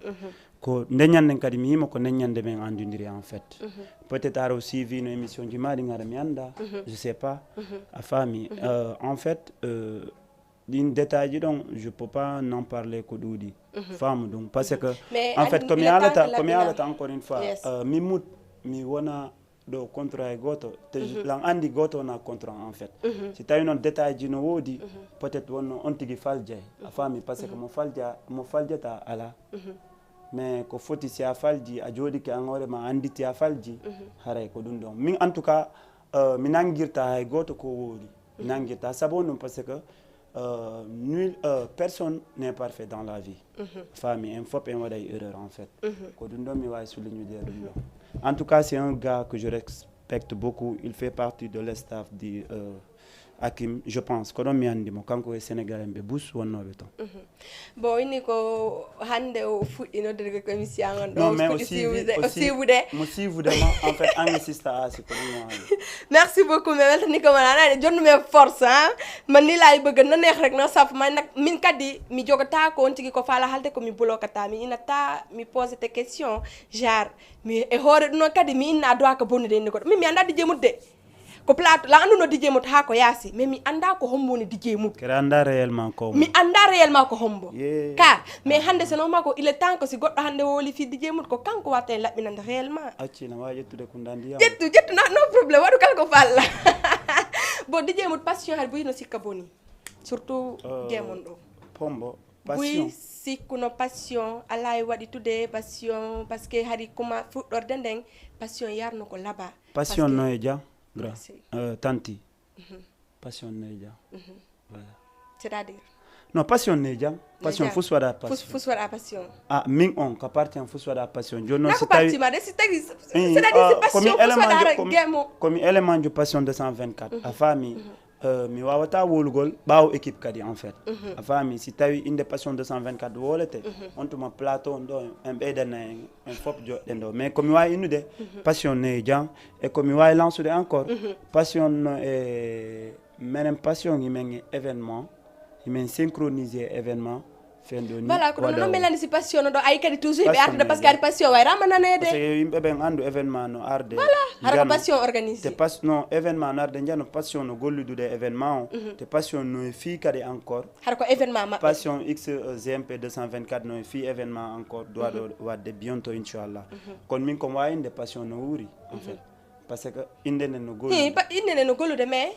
mojo bere no fut non non en fait goto ala hiwtude parce que au début hari vraiment no yehi no labira surtout o organisation mo organise on Val d'Or buy apprécie non moƴƴano parce que har ɗum ennire ko nouvelle génération ɓe wakkili passion mais woni ɗon ha ni goto nan tal passion no jam fami te bientôt ngi ay passion inchallah genre mi comme yalan tama kon asi mi fala kana to les détails en fait yewten en personne quoi comme bon mood et communauté on ça mais non parce que non passion asi yafo non mi fami mais non taway mood non mi fami ko taway mood ko non si mi jabi ma minuma passion no jam non passion no jam parce que me de yimbe be voilà joni jentiti mi alama go dum ko janni lan joni ka plateau ma do si a poser go question ko on tigi répondre si tawi no welamo yes a fami si tawi welatamo on tigi jaba ayne réellement genre don mi alay awo tanti ou tonton donc mi wawali jabade kono ay nikadi joni passion no arde no organise de wuri yo kala jentitiɗo on est au 70 CV 73 iɗen jogiti CV a faami kala jentitiɗo te harna wonɓe lewi wonɓe wadde message men kala anduɗo genre événement ji no arde te passion 224 no impliqué mum a faami kon min komi wawi inde passion no wuuri joni noon si ya les détails exemple joni ma si y a les détails joni membrane di passion din après noddete on tuma a faami ko ɗon mi wawi wolude e mum bon foye mum o nodde haare o inni on a tayton mais e wayri no nande passion 224 kono foye mum o inni kadi passion no e lawol no organisa hiɓe tawa e organise go lande yiye ko neɓata mut ko min haalani na haala haare o inni o jawata ko noon na haala non mi mut seke min général merci beaucoup mais weltanike ma moƴƴa no minnima he nouvelle génération ni ɓe ñaaɗi moƴƴa noon ɓe ñaaɗi vrai bon bio kadi no tawano e invité an o mais bio o aralité ha jamma o yino affiche parce que lawano innirde haade sujet ji buyno ɗon ko men yotta mais min mi wawata si tawi on tigi innilan ɗum ɗo hiɗa min mi je force pas déjà o ni ko début émission an mi explique ni on ok mut joni mi anda si tawi wondema bon passion no arde passion no wuuride passion no arde kadi o e doole e force kadi voilà hiɓe ñaaɗini ɗi ñes lan andi no buyɓe changé piiji buy ko game ɗo ko juste tun jonneɓe soutenance e force ka non game on no changede en fait ça game on no changede joni mi jonnete astuce ji tati yes première astuce ndaru avant image ji wonode circulude ka communauté men ndara actuellement image wonde circulude ka communauté men say ko gotum no différence non joni ayi n'importe quel haysiko musique toso ko ala parce que on ko yaw studio yoba mbudi mo en fait haysiko musique maquette har ko maquette parce que musique mo ala dole go guine ko maquette beynata c'est vrai ko maquette a fami haysiko maquette ayi on tigarno mo ini cover labado mo ini image présentiro joni artiste jo mo yida won wado de shooting en fait mbudi mabbe di no bonde ka shooting non mais bona be important de mabbe kon en ngebi ko côté image hinen sauvude image on joni si artama kadi ka côté DJ in donc no manki sera en fait comme yanantama donc no manki sera peut-être à poser la ngi question mais en faire no souligner donc no manki sera pour no manki sera yimbe ben ko mi wolta hankin ko mi wolta ande en fait sahi goɗɗo hande ka yasim jonirta exemple hande min simi ari ilan jogiti Range Rover ari da jogiti simi ari min ilan jogiti Renault 21 wala an ari a gari da jogiti Range Rover hay min silam ɓurma mbuɗi feñata ka yaasi en fait c'est-à-dire an garɗo Range on ko an ɓe darata en fait parce que portojo moƴƴinali Range on waɗimo 50 millions moƴƴini Renault 21 ngal waɗimo 5 millions a faami par ce que y a la différence en fait a faami joni noon monde mo wonɗen ɗo on en dépassino animirgol machine joni noon si tawi a wooli wawi wasi a inna yimɓe ɓen a sabotay ɓe alors que na sabotugol ɓe en fait par ce que min nima sa yahay e hunde ala e mum amour sorte en fait a perde woni temps sa yeeyi amum hollil hoorema an ko ɗum ɗo minen wadde min on de ma part personnel sa daari compte janden a anday komi DJ sa daari activité an on anday komi DJ sa daari story an on anday komi DJ par ce que ko ɗum ɗon touche an on en fait mi hersira e mum ko ɗum ɗon noon addi kadi si hewti ka matériel quel que soit alpha mi waɗa sacrifice pour heɓugol matériel ji ɗin joni noon ko minata ko côté ka communauté men no heddi hande ndaaru différence événement ji men wonɗi e wadde ni sa yeeyi ha joni a tawi ko même matériel enen wonde nge utilisirde te monde on évoluino enen ɗo fof ko iPhone dernière génération jogitiren min iPhone de non ko dernier ko mais même si tawi ko mina iPhone jogi ɗum kadi fiyo la techno mo jogi joni noon techno mo jogi ko dernière génération jo guiɗo zoom no guiɗo zoomante mais ko dernière génération jo ko dernière génération ji ɗi tawa par rapport e ɗiya technologie avant tapa doga excuse-moi général o pourquoi il n'est pas venu pourquoi kanko diji oɗo bio events o arali bon komi wawi affiche ji ɗi fof o ngari ɗandi tun ɗon mi famali ko fiyon ɗum par ce que biyore ko ɓengu makko jogitimo no wawi wonde ɗandi marié célibataire na goto kono andi si tawi on tigui affiche men o yalti si tawi wondema ene ɗamat probléme si tawi andi jama toujours haɗa ɓe habbitima tun si ɓe yii anani oya ko posé no question ko ɓennimo pour on onon africain ɓe ɓen eɗon giɗi yaltugol no jogitake key kono o jaabima nous on circle minen célibataire ɓe min circle minen marié namin gotu biyo wono ko marié jo ko ɗum waɗi so arali joni bref mi gayni to kam yonno adela woni ko côté DJ ɗon genre tardement no woodi ɗon en fait parce que komi haalata hanki mi haalata hande min je peux pas concevoir a wona DJ jo haɗa hande si arama animation sa yaltini coordinateur yaltinta même si tawi a innama ya yaltin console ko console 1900 yaltinta en fait no wawi wasi a ƴetti exemple mi jonnima ɗo eɗa andi iPhone fof ko iPhone mais a wawata innugol iPhone 6 et iPhone 11 ya la différence iPhone 6 ko iPhone c'est vrai mais ko marque ɓoyuɗo mise à jour Apple on ɓe hollirinoma on systéme ɗo no woodi à un moment donné ko utilisé ta un moment donné hotta parce que mise à jour ji maɓɓe ɗi no feƴƴiti en fait iPhone 6 a faami joni noon jogitiɗo 11 no adapto e jogitiɗo 14 ɓe noon fof ko génération goton ɓe woni mais ɓe fof noon ko iPhone ɓe jogiti ko wawma alande ɗon exemple iɗa yiye DJ jo mo jogiti contrôleur har ko contrôleur o jogiti mais har ko contrôleur anejo ɓooyuɗo non DJ mum kono est ce que ko manque de moyen ka joni noon na mankogol moyen en fait piiji ɗin ardata doyi a faami piiji ɗin ko sacrifice landi en fait si tawi a ɓe DJ menen ɓe DJ ɓe on ɓe ɗo fof mo ɓe no wadde événement personnel anniversaire ji no waɗede joni noon an sa waɗi exemple anniversaire ma a gagnike mum 300 000 min on komi jonnirta comme conseil on 300 000 yaltin 50 000 heddanoma 250 000 walla yaltina 100 000 heddanoma 200 000 ɗin 200 000 ji ndaaru console jarowo 200 000 sodama si koɗo organisé genre simi faami ɗon ɗon fof est ce que a gagnoto e mum ɗin mbuɗi non ala waɗowo ɗo soirée personnel mo nangata 200 000 ala ah bon ala ɗum ɗon wawata wonde ko wona kay ko heɓata ɗi mbuɗi ko wawata wadde haɗa ɗi heɓaki ko so tawi ko wono animation ji ɗi ɓe wonne min woni e waɗande yimɓe ɓen en fait mais a wawata ɗo waɗangol goɗɗo wono soirée jemma ɓe yoɓama direct 200 000 impossible ay 100 000 ɓe yoɓatama joni noon ko événement personnel an ko jeyanɗa hoorema kon an sa gagnike ɗon gokkun koya ƴettuɗi mbuuɗi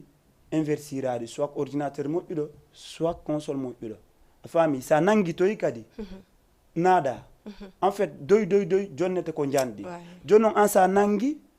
ko woni golle ma encore on ɗon semaine fof kala ka yiyaɗa eɗa ɓorni kesum fof yaha ka boîte jolliteɗa ko min wanno soirée temps walla ñama ala jogiti en fait na ɗum no woni objectif DJ Jon si tawi ko carrière watta a investiray ay o art mo yiɗa genre art yoɓata mo investira le hoore mum woni musique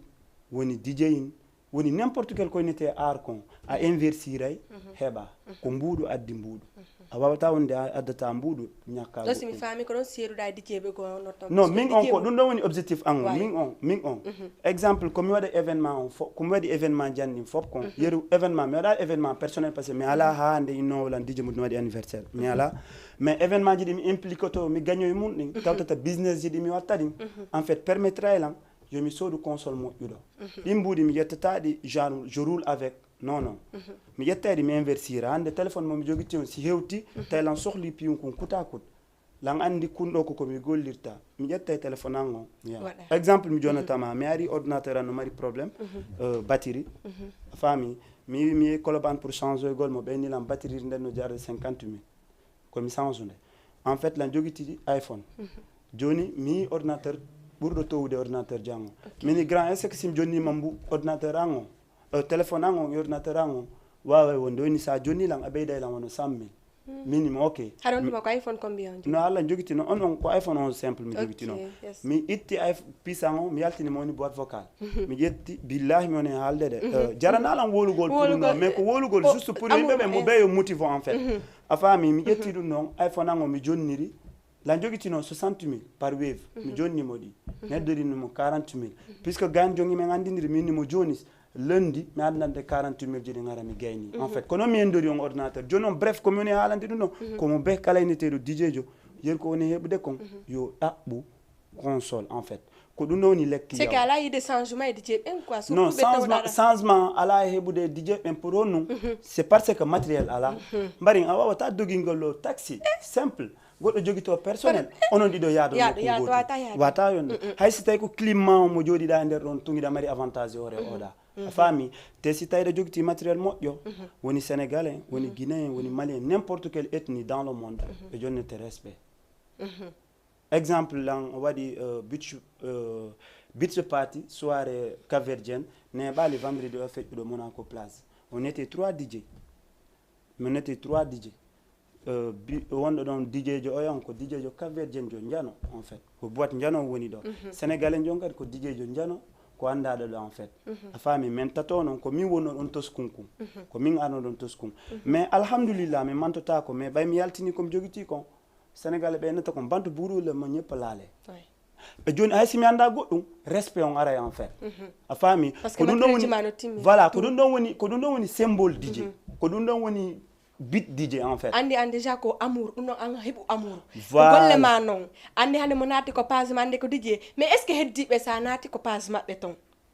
a sikke koɓe DJ ɗo e matériel min on mi wawata famude ɗum on mi wawata ɗum famude mais komi wawi innude mo ɓe yo investir si heeɓi ka côté DJ en pour yo DJ on heɓu doole ko ɗum noon faiblini DJ on e komi ɓuccata gokkuŋ e mum ko wano exemple yoɓoɓe menen DJ ɓen yoɓe andutu kadi wano manage exemple promoteur ɓe ɓen ko yoɓoɓe DJ wano organisateur ɓe événement ji soirée ɗin ko yoɓoɓe DJ ɓen noon kadi komin torotoɓe en tant que DJ nde ɓe yoɓa men koɓe anditu minen kadi min tawa e aaron en fait est ce que DJ mutu wona promoteur ɓe siɓe noddi ɓe yoɓude on hara ko yiyat on hoore mum ko ɗum no non mon ma yinude en fait yiɓe yoɓude men mais est ce que min yiwde hoore amen c'est ça qu'on va poser comme question ɓe hiɓe yoɓude men c'est vrai mais na koɓe duwa men yoɓude koɓe woni men e yoɓude en fait ko ɗum non c'est à dire genre ko ɓe yoɓata on ko hara no fanɗi on wata yide hoore mum ko ɗum ɗon matériel ji ɗi yoɓ exactement ko ɗum ɗon wano hande exemple ɓe wawi noddude lan minna ɓe wawi noddude exemple joni to ɓe wawi noddude rodisi ɓennema lan faala ya addu malgré que naw DJ joni o accittino mais a faami je le salue en passage walla ɓe wawi noddude Lamine Prési awo a faami ɓe innamo yo anima ɓe Lamine Prési landoɓe 100 000 ɓe nodda lan minna ɓe 30 000 walla 15 000 a faami min kamɓe ɓe accepte ƴettugol lan min ɓe accepte ɓe salo ƴettugol o to par ce que montagne ma no fanɗi par ce que montagne an o no fanɗi kamɓe ɓe yeggitayno en fait ɓe yeggitay na cadre professionnel sa ɓe yeggitay an DJ jon ko ɗum apportantaɓe sur scène en fait kono anni DJ kan woni différence par exemple on innuɗoɓe ko 100 000 ma o innuɗoɓe ko 30 000 andi omo sammino ko fiwnogo sattini c'est parce que déjà mo woni professionnel e golle makko ɗen en même temps o apportaneɓe goɗɗum e mum par ce que so tawi ko yimɓe ma ɓen tum mais o mo 30 millions on si ari taw wona professeur kono ɓe gollirta ɗon muɗum voilà ko ɗum ɗon ko joni noon ko ɗum ɗo woni dogude ko communauté men piiji tati ko woni dogude ko communauté men ko yoɓe ndaaru ka ɓuuri yombude ɓe taw noon dijo 1 deuxième chose ko guiɗale wonɗen e yarde a faami troisième chose ko enen woni piirude en fait men ko genre ko prix o mo oɗa waɗi on min ko min kasata prix on pour yoɓe yettan joni noon ɗin noon fof ko piiji yittitotoɗi ka dijeji on à la fin par ce que si ɓe yoɓali men moƴƴa min wata sodde console écouteur ɗi min wattotoɗin to gara ko écouteur moƴƴuɗo ko boni boni wa soodaymo 58 000 hono mo exemple mo rodisi joguiti omo yiyata mo ɓorno ko 100 et quelques mille o jarata a faami joni noon an a sooda écouteur jarowo 50 000 en fait a faami an ɓe yoɓima ko ɓe yoɓatama kon ko 15 000 20 000 an a waɗay ɗon transport a ñamay a nawnay tu vois piiji no ɗon ko honno an heɓirta ɗum ɗa est ce que ha hande gila on probléme fuɗɗi on imposi ke on haalniɓe ko ɗum ɗon noon ay ɗe mojoɓe dj ko woni wadde bapare si waɗi coupa ɗen mojoɓe dj wona exemple groupe dj ara fondé groupe dj si on groupe dj ya seeɗa o taƴa ɓe tasa carrément ko ɗum ɗon woni waɗinde rallanti programme ji ɗin par ce que si tawi mojoɓere nden ko wotere en fait ko haala wota yata te ara mojoɓore nden ko wotere même sa noddi Lamine pour yo animane o jogitaki console on min gila mari possibilité jogitagol console on mi jonnaymo console on o yaa o jouoya a faami mais si tawi synchronisa ka wona ko gotum en fait hanay no wodi dispersion joni mo ɓeyɗon ko volonté mum yarata joni ɗon sa noddi on tigui o accepti a faami koko jogiti kon o naɓata ala solidarité en fait solidarité menen dj ɓen heddi a faami ɗum ɗon noon pour an woni des années et des années yimɓe ɓe no wadde xeexante entre amen hande onon dj ɓe waɗi réunion mojoɓere jar joɗi ɗo yewtude ɗo fi mum haalan ɗon kamɓe promoteur ɓe organise joni accimi alnama global events ko groupe dj no ko combien de personnes andi global events ɗuuɗa anduɓe parce que global events est ce que waɗi ɗo non global events waɗi empreinte ɗo seeɗa a faami mais bus andali te pourtant ko groupe dj wonno e mum har ko on global on golleyno non global events koko mi alanma nanen kon ko groupe anditantema ko dj en koɓe moɓodir kala information arowo e maɓɓe ko goto wonta prix yahowo ko goto wonta en fait on groupe on ko taƴuɗo o taƴuno si tawi passion 224 ari ɓawo makko sa inne passion 224 ko après global events ɗe wawi artude ɗon ko global o ko ɗum taƴi groupe on tigi non koko mi pourtant mi jaabike question on nanen global events ko taƴimo on groupe ɗon ko taƴimo sa hawtidiri harana ɗum noon kadi harana ja sa hawtidiri jar dj e ko wona dj harana ɗum ko woni ƴiyangal tigi ko ɗum non woni ƴiyangal non tigi woni ƴiyangal ƴiyangal ko ɗum ɗon en fait sa ƴetti piwum a hawtidiri e piwum tawi kanji ɗiɗi ɗi yadata par force lakim heɓa e nder ton par force probléme yalta e nder ton hawtidiri jaare e ñiiri yadata joni noon ko ɗum ɗon addi yoɓe global events taƴu en fait koko hawtidirano kon dj ɓe gaccuto objectif maɓɓe on ƴetti objectif mo ɓe duwaka ƴettude on objectif ɗon tawi yahata ko ɓe taƴi par ce que a wawata yewde e domaine mo a maîtrise en fait wawata wonde kono noon tañƴiniɗa jar hara yeehi ha organise o ɓen faama tigui onon wala yide hoore mon ɓe yiltito kamɓe par ce que sa yi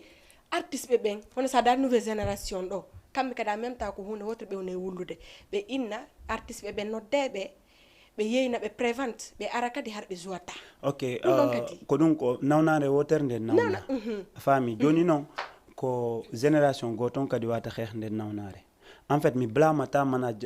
promoteur joya goto par ce que sa waɗe business ma ko business ma wonda e wadde en fait kamɓe koɓe waɗata réduction yo mbuɗɗin ɗuyto kon ko avantage maɓɓe pour yoɓe gagno dandi so tawi gonga wi wolan a wawata blamugol on tigui a faami par ce que kamɓe kadi affaire ɗaɓɓugol mbuuɗi ko stratégie quoi ko stratégie maɓɓe pour yoɓe heeɓu mais joni noon e nder ɗum ɗon si tawi ittama ɗum ɗon foof innama hande ko pour communauté on wonanaɗo en fait no woodi piijigo gañoji communauté eɗen duwaɗi accitugol en fait même si tawi exemple mona joni wano ɓen promoteur ɓe si tawi ɓe yoɓata dj ɓem normal dj ɓe no dogude événement maɓɓe on a faami ɗum ɗon na avantage maɓɓe kamɓe promoteur on mais na avantage culture on en fait ɓe waray woni culture on a faami joni no na on tigui ndaaro avantage makko personnel o sacrifie culture on par ce que culture on na mut na salmon na son na hay goto en fait ko fop an e hoorema grand jon ko fop Jama TV ko pour culture on en fait a faami joni noon enen ɗon fof ko fof synchronisé e piyon gotum en fait anden ko culture on woni base après ko heddi kon woni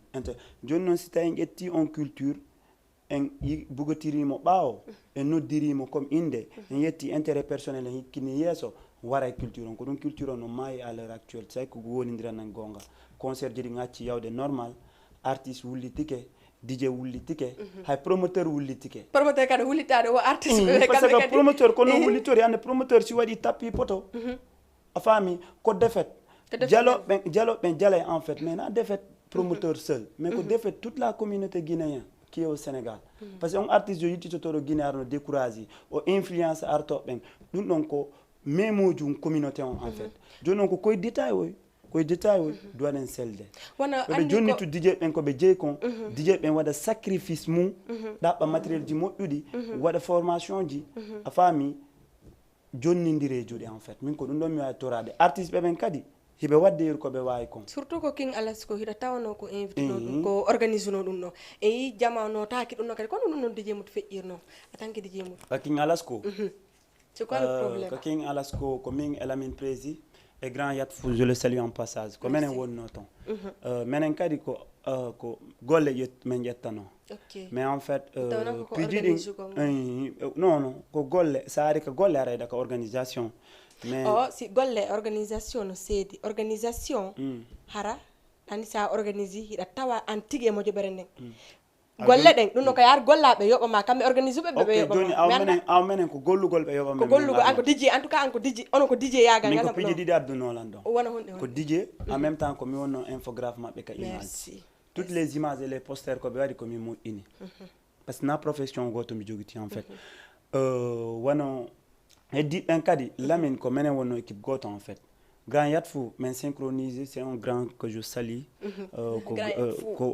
ko neɗɗo min en fait min ko neɗɗo en par ce que anduɗo kono piiji ɗin yaari har ko en domaine de professionnel on ɗon no doit soutenede en fait a faami ko menen wonno ɗon en fait scène waɗɗo ka King Alasko on min mi tawomo goɗɗo explicalan exemple ko ɓenata tappugol poto kon lan tawa e tappuɓe poto ɓe mi yaltinta hoore en a faami ko menen fof tappi poto on ɓay ko noon wolorta en fait mais na piwum kun suuɗorte walla kun wulirte walla kun ɗum ɗo non ko piwum honnu ko a janga e mum a tira e mum leçon en fait a faami joni noon imagine on tappande poto King Alasko ko artiste jo jano e nder Guinée a faami mi anda kanko ko en honnum walla ko esprit on num o joguitoto en fait mi ari Sénégal fulɓe ɓen notakina mi anda yo Allah en fait mi jonnir exemplaire mais duwano ka yarugol noon mais piiji dan no wawi kadi wonde peut être ko organisation promoteur jon wonno moƴƴa en fait si tawi organisation promoteur jon moƴƴa artiste jon tappa e poto ça veut dire que ɗo iɗen mari réalité enen ko samedi anduɗen événement on ko dimanche no entrée ji enen ɗi anduɗen ɗo ɗin ko 5000 si ɗuuɗi ha ɗuuɗi 3000 entrée simple wona 5000 VIP on 10000 a faami conséquence ji wonɗi toon ɗin lundi yimɓe ɓen golloye na férié affaire on woni dimanche waɗa double événement peut être wono communication maɓɓe o manqui seeɗa e communauté guiné on ko hedditi noon nder toon ɓawo kon wonno ɗum ɗon hara no manqui seeɗa en fait ɓe arali Jama TV non ɓe arali mi sikki ko Top FM ɓe yawno joni en anda ko prone ɓe aɗali tour télé ji ɗin fof en anda yo Allah en wata juge ɗum est ce que harana foot maɓɓe kamɓe tigi organisation ko ɗum ɗon minma ko foot organisation ma explique de parce que en tant que King Alasko kadi ko ɗum noon ko foot organisation mi explique ma woni lieu on jour on a faami ɗum noon ko foot organisateur en fait joni noon faute wona faute unitaire ko faute communauté on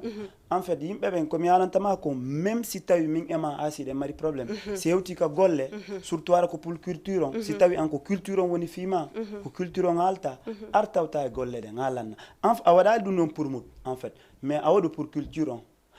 on c'est a salike tawtugol a waɗigoye pour mut mais a waɗi pour culture on joni noon nde no maaya na min tum mayta en fof en maaya joni noon ko ɗin continuité ji woni warde concert ji ɗin fof tout récemment concert ji sakkitiɗi ɗo ɗin fof hay goto heewani heewɗin ɗo koye événement ɗi wona e waɗede waɗa ɗum e bindi tabaski landami tabaski ɗum noon ko par force fof yaltay waɗa ɗum e 31 décembre 24 ɗum ɗo na événement ji comptéteɗi ko événement ji heewɗi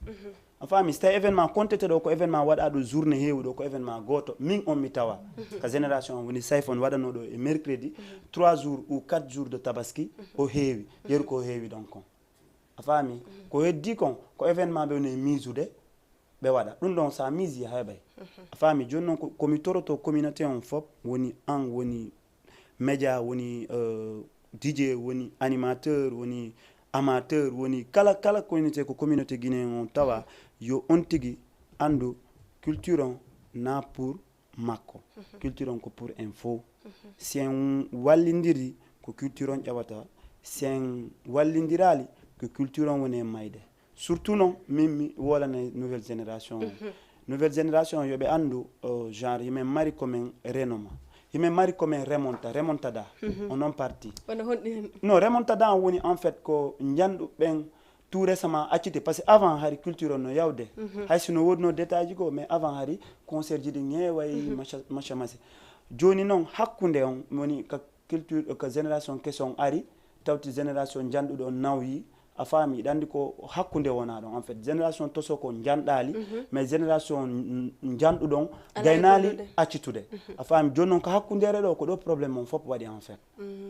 par ce que joni génération janon inniɓe dernier génération oɗi piiji goɗi ɓe forcata génération question no ndarude woni probléme ji ɗi génération janon woni ɓe wadde ɗin kamɓe kadi ɓe riposta en fait ɓe wara woni culture on joni noon en fof koye synchronise wonen goto en fait min ko ɗum noon mi tori yo fof woni goto mbeɗa wawi habbade ko passion wata change de genre ɗi probléme ji ɗo nouvelle génération dabba ko passion bien sûr mbeɗa wawi habbagol bien sûr aɗa wawi habbade passion iɗa wawi habbade gmp iɗa wawi gmp 224 encore anday joni gmp ko passion gmp ko x passion sa ini passion 224 a waɗi x gmp ça veut dire que ko mi haalanama pour ya femme ko ressortisamɓe passion woni gmp donc minen habbo on ko change ton non ko ɗum ɗon suweta en fait andi piyum ko naya ar inna kuta ko min ko min watta ɗum ɗo min ko Allah jeyi piiji ni ko ya inu inchallah en waɗay de tout possible par ce que détail ji go joni ɗuytitinoke ko communauté wolaniren gonga piiji bus en soa ñama ɗo génération on joni en fof sa daari soirée si waɗay koye nder boîte accitanoma salle hay lieu de concert on sa daari joni no sans awo ko duta sec a faami détail ji goɗi yeyno ɗen no wadde no iwde kono génération o no sensibilisé de petit à petit iɗen tori Allah yo change ko ɗum ɗon mayri komi DJ Guiɗo accitana ligne on woɓe fala général ang amit ang connexion taƴi ɗo bahna rek général merci beaucoup mi weltani ko moƴƴano on surtout no wonɓe ko ligne ɗo o nani ha ɗo voilà a yaari maggo ɓe hawjino allo assalamu aleykum waaleykum salam siaran naka la jàmm ça va alhamdulillah maa ngi nuyu sama invité boobu waaw maa lay siyaar grand DJ Mout maa lay bégee lu bari voilà pour dire Asi oui tur bi ak fay woote alors maa ngi tudd Mr Kal AKD ok maa ngi lay déglu waaw maa ngi lay déglu boss voilà question yi loo na trop sa question yi parce que ñun auditeurs yi xaaral ñu lii quoi parce que pour ñun DJ Mout bu ñëwee daa war a ñëw répondre si li ñu ko waxee waaw pour ñun moom dafa waroon ñëw xam nga leeral boppam seetal boppam quoi. DJ Mout lan lañ ko répondre lan lañ ko posé bu ñu répondre mun nga ma ko posé ma répondre yow waxal bu nekkee da nga am lu nga bëgg a xam ci moom waxal ma lay déglu non voilà posé ma répondre ko parce que mu ngi naan artiste ngeen saltel maa ngi ne ma ne mu ngi naan DJ ngeen saltel mais nga may nandi s'il te plaît maa ngi ne DJ ñu ngi saltel waaw mais moom DJ Mout moo njëkkul set moom waaw déglul ma expliquer la parce que DJ Mout waaw ñun on se connaît très bien peut-être yow xamoo ma. waa grand mais man xam naa si yow lu bëri. ok léegi li nga xam si man pour man tey question bi tey ne waru woon nekk lii. li nga xam si man. typologie li nga xam si man mun nga ko wax amul benn problème grand. sans interdit laay daw. exactement mais da nga déglu bu baax. voilà déglu ma. maa lay déglu grand ñu ngi lay déglu vas-y. voilà toujours dama bëgg nga déglu si affaire si lu ñu waxtaanee instant yii nii. waaw nekk ñu fii pour woote si pour yàq sa der wala nangam sangam. mais Sénégal yëpp ñoo ñuy déglu wax sa diggante ak yàlla yow un jour yow man ñëw naa concert Hakim man AKD. yaa may dégg fan nga dëkk. maa ngi ànd ak Enzo Biz ak yeneen gars yi sa tur bi maa ngi koy doog a dégg. maa ngi ànd ak Enzo Biz ak yeneen gars yi. ok jour ba ñoom plusieurs suñu bopp ñu ñoo nekkoon sa ginnaaw man maa nekkoon sa ginnaaw man exactement man maa nekkoon sa ginnaaw man ak ASBL ak DJ comment dire encore DJ Wiskit mu ngi ñuy dégg du ma bàyyi ma fenn. waaw tu disais quoi. da nga jël micro bi devant public la nga wax lan la wax. da nga ne bu leen nangu benn artiste di jóge si àll bi di ñëw di yëg Sénégal am na wala amul. je pense que da nga bëgg a poser question wala da nga bëgg a forcer rek mu leeral pour jamaa foofu anday grand quoi grand déglul deuxièmement grand déglul nekkuñu di kii déglul dañu demee tempo da ngay poser question wala da ngay wax di répondre sa bopp c'est ça que je veux savoir c'est que dama lay wax yow la kan waa léegi nag xoolal copain benn affaire laa la yaa ngi lëndëmal jamaa bi mais dama la bëgg déglul ma expliquer la waaw déglul ma expliquer la am na loo xam ne expliquer la am na loo non da ngay di jéem a poser sa question s'il te plaît après nga coupé dañ lay répondre waat léegi dégg nga daani sa ne laa ma a woole bis maa lay wax yow dégg naa léegi-léegi nee nga ba nga jógee xaw ma comment dire encore fële global xaw ma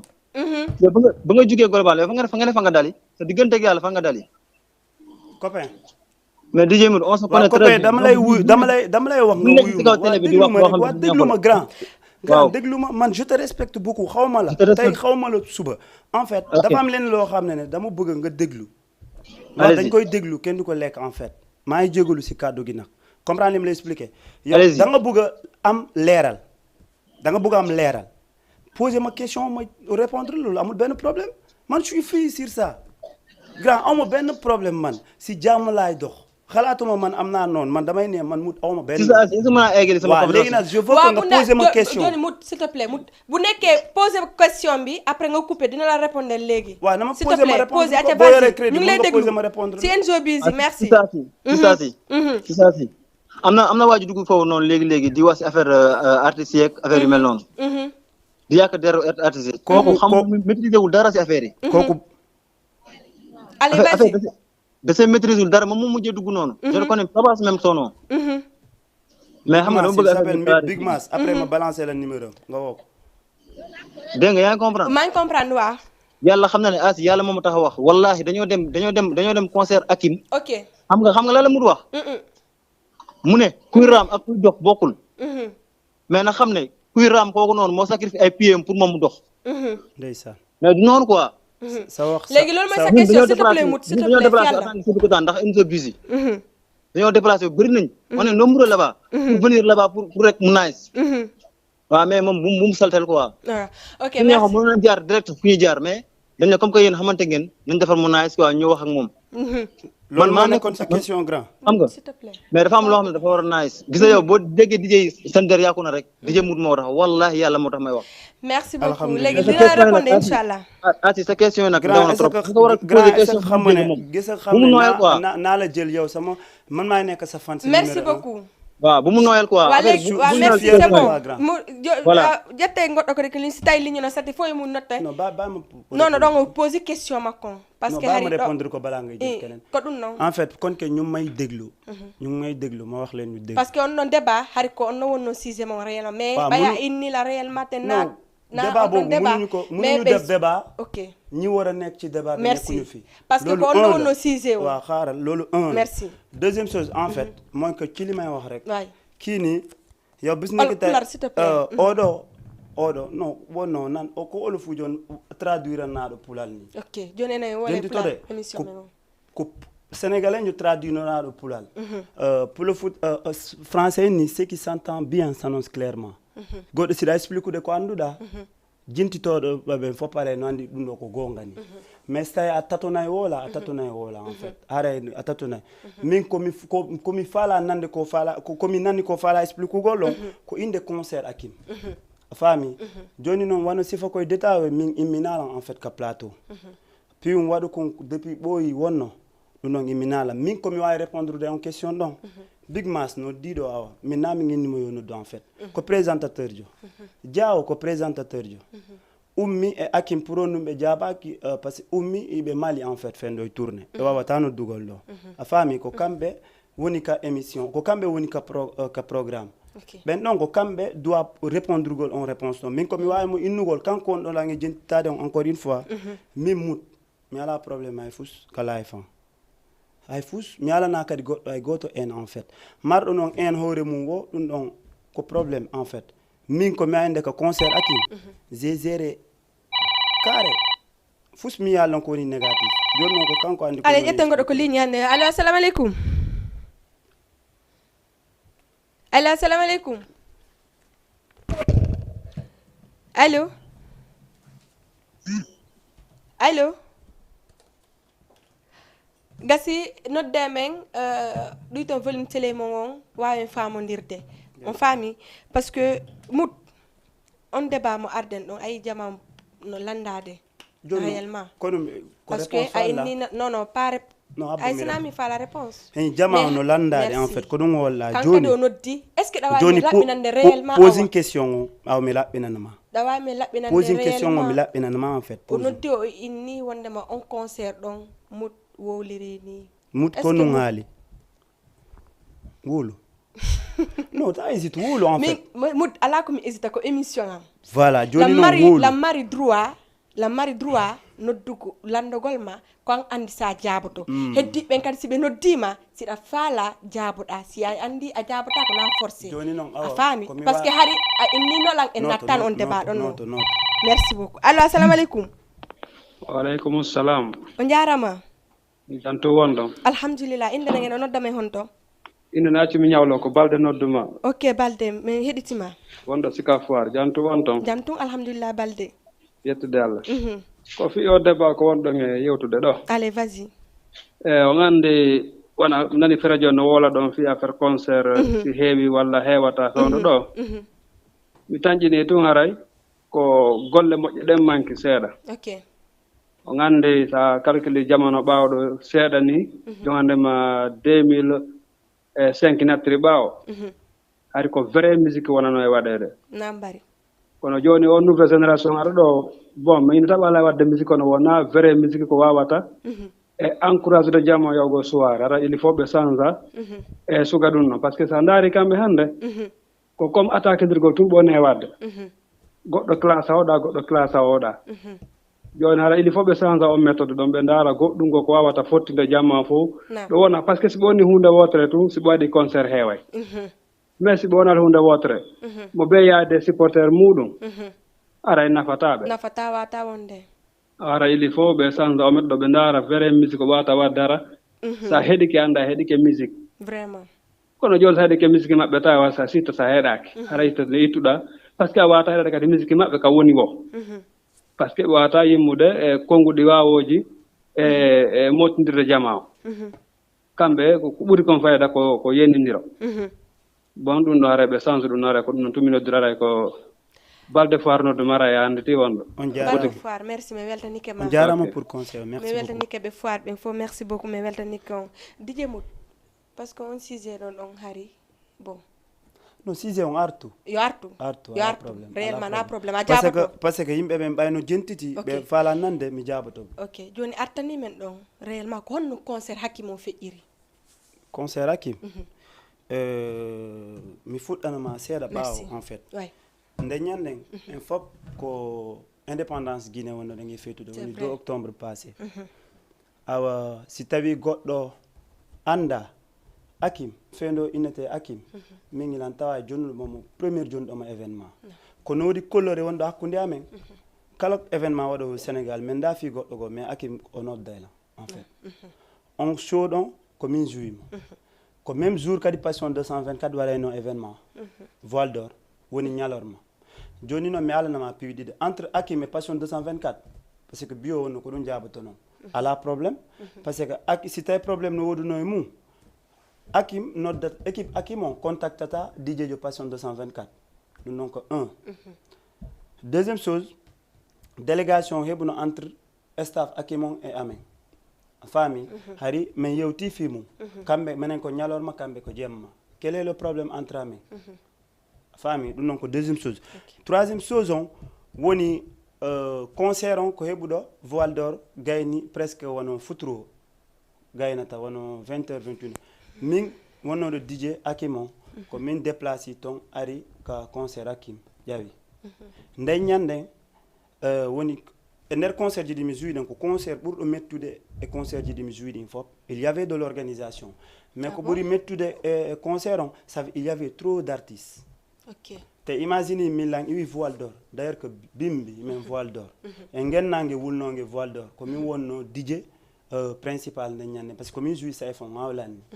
e détail ji go ko min tuɗi gennangue ɗon équipe an gayni ko min iwri noon e on coono ɗon mi arti honno mi alti ɗo Douta Seck pour wargol on concert en fait si tawi ko mbuuɗi jaranano lam par ce que ari mi sentira horen nden ñande mi heeɓi coono deuxième chose mi wawatano dogude événement o haysi mi wonano DJ min mi arayno événement o par ce que Hakim en fait ko goɗɗo e an en fait no woodi coloré bu nekk suñu diggante quoi no woodi jang wonɗo kanko e staff on woni Ibou manager makko je le salue en passage ɓe fof maɓɓe a faami so tawi num mi joino sa min mi arayno awa mi taƴa mbuuɗi am mi naata so tawi ko min jouata mi ari c'était 21 heures a faami 22 heures gayna ɗum ɗo testa mi ƴawi depuis 21 heures lan ka concert mi taweno ton non voilà 21 heures ha e 3 heures 4 heures moins concert on lanni joni noon ka artiste ko wona e haalede ɗo kon kamɓe artiste maɓɓe ce n'est pas bien programmé par ce que artiste ɓe ɓen ko ar sur scène kala musique non seulement min kala anduɗo lan no andi min mi kalata musique sur scène mi jaɓata par ce que mi joguitota ko mak a faami mi wawata ƴettugol n'importe quel clé max si tawi clé ma no mari virus branche a détectatamo o yiyata joni noon simi acci sur scène min nilan ƴettude musique sur scène a ari clé ma on feƴƴali kono a jouata ɗum noon ko première chose deuxième chose il y avait trop d'artistes comme on ma haalde kon woodi no artiste bus kadi artiste ɓe sénégalais janɗuɓe no ɗon chanché no ton e artiste ɓe juuɓe go ɓeno go chanché ko kanko ƴetti hikka yehi final sefa wonnoɗo e wadde ɗo on jano waɗaɗo final grand théâtre on ko kanko yehi final andina artiste jotto so koye nder sénégal en ɓe men ko artiste jo jano on ko ndeññande mi andidiri e maɓɓe wano mezzo on ko animo o e télé big mas o nodduɗo ɗo équipe staffu Hakim on fof ko ndeññande mi andidiri e maɓɓe ko golle an andidiri e maɓɓe na question ɓe ara par ce que ɓe apprécie ko mi woni wadde kon min andidiri ɓe fof kadi ɓe ari ɓe jouy te ɓen le ka ɓe jouy ko heure mbo ɓe jouy wano 23 heures 22 heures ɓe jouy ko artiste ɓe convoquaɓe ari non ko première chose deuxième chose an ha hande kon nde hiwɗa artiste jono convoqua 2 heures walla 1 heure moins e concert non mi landima quoi iɗa andi ha hande ga yiyali artiste jono convoqua 1 heure du matin a faami ɗum noon ko première chose aw si artiste jo ari 1 heure du matin on ɗon o wona ka heure onon ko yaltuɗo heure on so tawi ko gonga wi woolan a faami ɗum noon ko numéro 1 deuxième chose Hakim ko concert makko noon ko prestation ji tati o programme kaw ari waɗi premier artiste yimu a faami o ari waɗi première prestation makko artiste yimi o watti deuxième prestation makko a faami ka deuxième prestation makko mo heddori prestation goto ka watta deuxième prestation makko presque 2 heures woni moins so tawi noon komi woni haalde ko nagongo en fait wono consulté wono wonnoɓe toon ɓen kamɓe ɓe jawoto tawi woni presque 2 heures ko on tuma on artiste jo ari non on sujet mon ɗen haalde ɗum compéti en fait ko boyuga wano artiste jo omo oɗo noddi koye nde mbo haali ɗo joni en fait sénégal en jo nodduɗo ɗo on joni kono ha tanke dijejo wonnoɗo ton ko on wadduno affaire non an ƴettuɗomo émission o woli ko inde hombo non an tigi mo wadduɗa on ɗon probléme on ton an tigi fino jaɓora question o non oɗo pose question mut ko ɗum no noon mi yalantama awa Enzo merci Enzo Busy voilà Enzo Busy exact ko boy e an ko payku e an a faami c'est-à-dire non Enzo ko payku e an ko ɗum noon mi wawi innude ko boy jo an min wondi min andidiri je les respecte beaucoup faami elan hiwrademo on passage la andi mo jentitade kanko ari ɗon 2 heures merci e staff makko 2 heures moins ko kanko hewti joni noon so hewti 2 heures moins si tawi o tardi ɗum noon ko kanko e staff Hakim min na kanko e min en tant que na kanko e DJ John première chose par ce que yimɓeɓe no doit andugol en fait probléme joni ɗe heɓde sur scène ɗin o taɓa ƴettuɓe joni tadi DJ ɓen en fait DJ John an min mi yoɓa an a yoɓa pour waɗgol émission en fait ko émission ma marɗa ko watta ɗon probléme wonɗo wadde e nder jama haaju ma ala e mon si tawi gonga wi wolan ko DG John réglata on probléme aw si tawi artiste jo tardi walla goɗɗum mache mese ɗum noon ko pour ko auto doit réglugol ɗum noon si tawi organisateur ɓen doit réglude ɗum noon si tawi on tigui tardi hara heure makko fijugol feƴƴi o wawata fijugol ɗum noon ko probléme ko kamɓe doit réglugol ɗum noon on artiste jo ari a fami wona 2 heures moins wadi clé makko pour kalugol musique ji makko din kala te di musique ji makko ji kala din fof idi ka nder ordinateur an awa ka nder ordinateur an di woni misiki ko son goto yaltinaɗo mo wonano ka nder ordinateur an ko kanji kala ka ordinateur an di kala a fami ɓaydi kala ma gayna o duwano joude entre deuxième passage akimon et troisième passage makko par ce que dernier passage makko woni fin du passage fermata par ce que kanko woni jooma ha joom en fait a fami joni ko ɗon o duwano fijude joni noon on artiste jo o jaɓali o arali o fiji hakkude ɗon ɗum ɗon est ce que ko probléme DJ jo na probléme DJ jo na mi woni fijinalimo ko kanko e présentateur en fait ɓeya ko liste jogiti ko ɓe innu Saliou mi ndara Saliou no ko ordinateur an mina Saliou e kale Saliou ƴawa ɓe noddalinde makko nde il y avait 2 artistes ɓe joui Hakim naati 3e makko passage a faami ɓay Hakim naati 3e makko passage fiji ha passage makko gayni a faami ɓay passage makko gayni presque tawi en naati e 3 heures ɗen suuti presque 4 heures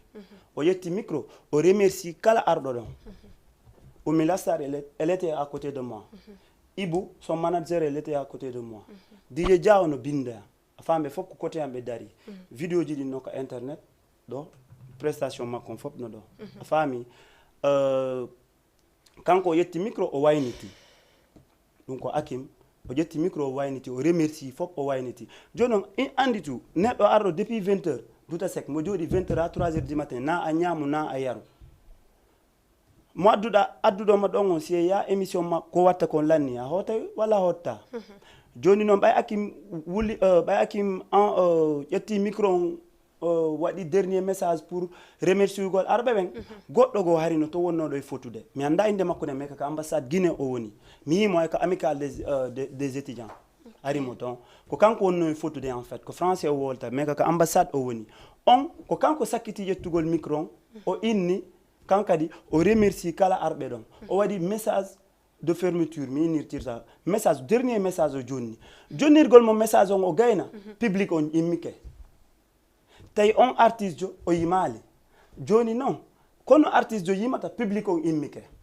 joni ɓay o jonniri message automatique woni min yo woni Oumi yo woni Ibou yo min fof min dogue gani joom min ni a duwano ko jonnirde message no woodi artiste jo heddiɗo billahi wallahi tallahi koye télé mi yan jara ilan haala walla lan waɗa billahi wallahi tallahi mi expliquatama kaw gayni waɗugol on message ɗon yimɓe ɓen immi min e Oumi ko ɓay o ala ɗo te mi waɗay tout possible a mi jooɗo ɗo seedi to si tawi haala kon ko gonga e so tawi ko fenande walla vidéo ji ɗi ɗi yaltine ɗi dara en fait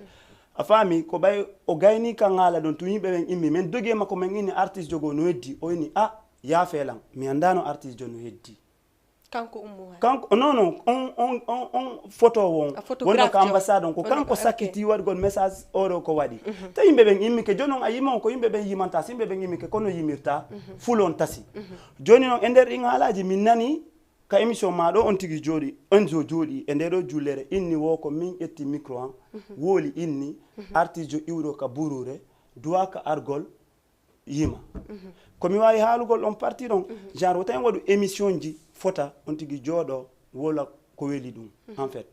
a faami min kala anduɗolam mi wula kala anduɗolam mi joguinaki goɗɗo ko communauté ɗo ça veut dire que mi ala sens interdit mi ala kadi komi waɗi komi wuli jaabagol en fait a faami sa yi noon mi wooli haala kan ko ɓay yeeya insistama awa haw groupe makko on yeeya noddi sina ɗum mi haalatano haala kan a faami min mi ƴetta d' ailleurs que min nami dijo micro sa inni mut sa yi a ndaari CV jannin kami gollata ton ko dije sans micro ɓe windata kono noon dije sans micro ƴettirta micro haala publiquement mi inna yimɓe ɓen fof iwruɗo ka burure jentito haala kam moƴƴa so tawi ko neɗɗo so tawi ko a jentitotoɗo iwruɗo ka burure aw ɓe wonɓe ka burure na yimɓe min ko audace hombo walla ko devoir hombo walla ko cuucalol ngal min mari ƴettugol micro daro sur scène inna yimɓe ɓen caméra no wallantim inna yimɓe ɓen inna onon ɓe artiste jo iwruɗo ka burure on o duwa ko fijugol e hoore mum mais no woodi haalaji goo si wolama an jentitoɗo ɗon a hoore ma e sa jentitike a taway ce n'est pas logique en fait wonno komi boni o walla komi mari probléme o y a des choses que je fais pas lan wawi wadde har ko concert en personne mais concert kami ƴetta mi yoɓete ko avantage o nu wonani lan ɗum son tigi ƴawi presti musique ji makko ɗiɗi mi yoɓete mo mbuuɗi mi heɓa e mum buzz fo sala ko mi heɓa e mum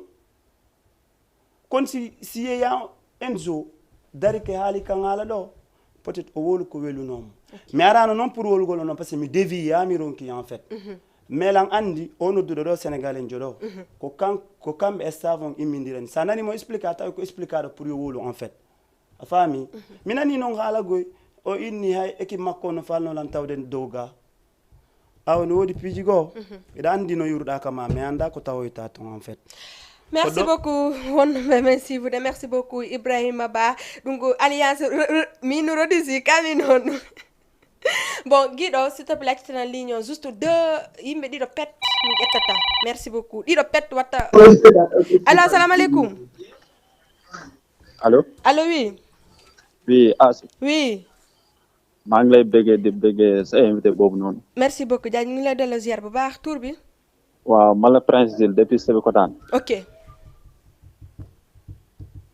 ñu ngi lay déglu Prince allo waa Prince ñu ngi lay déglu waaw maa ngi doon laaj 2 questions kooku DJ Mout allez vas-y ok vas-y mooy lu tax concert bu ñu demoon moom bu bàyyi ñu jouer première question boobu laa koy laaj ak deuxième question bi mooy que ni moom lu mu war a leeral lu muy làkk si suuf ak lu muy def si suuf lu tax mënu ko leeral publiquement te kooku su fekkoon DJ professionnel la parce que tey jii boo xoolee DJ professionnel tey buñ la invité waroo xool nit ki da nga xuloo moom wala doo wax ak moom dañ la fay pour animation quel que soit alpha wala nit bu mënta ñëw da nga war a bàyyi musique mais waroo ñëw nit ki ñëw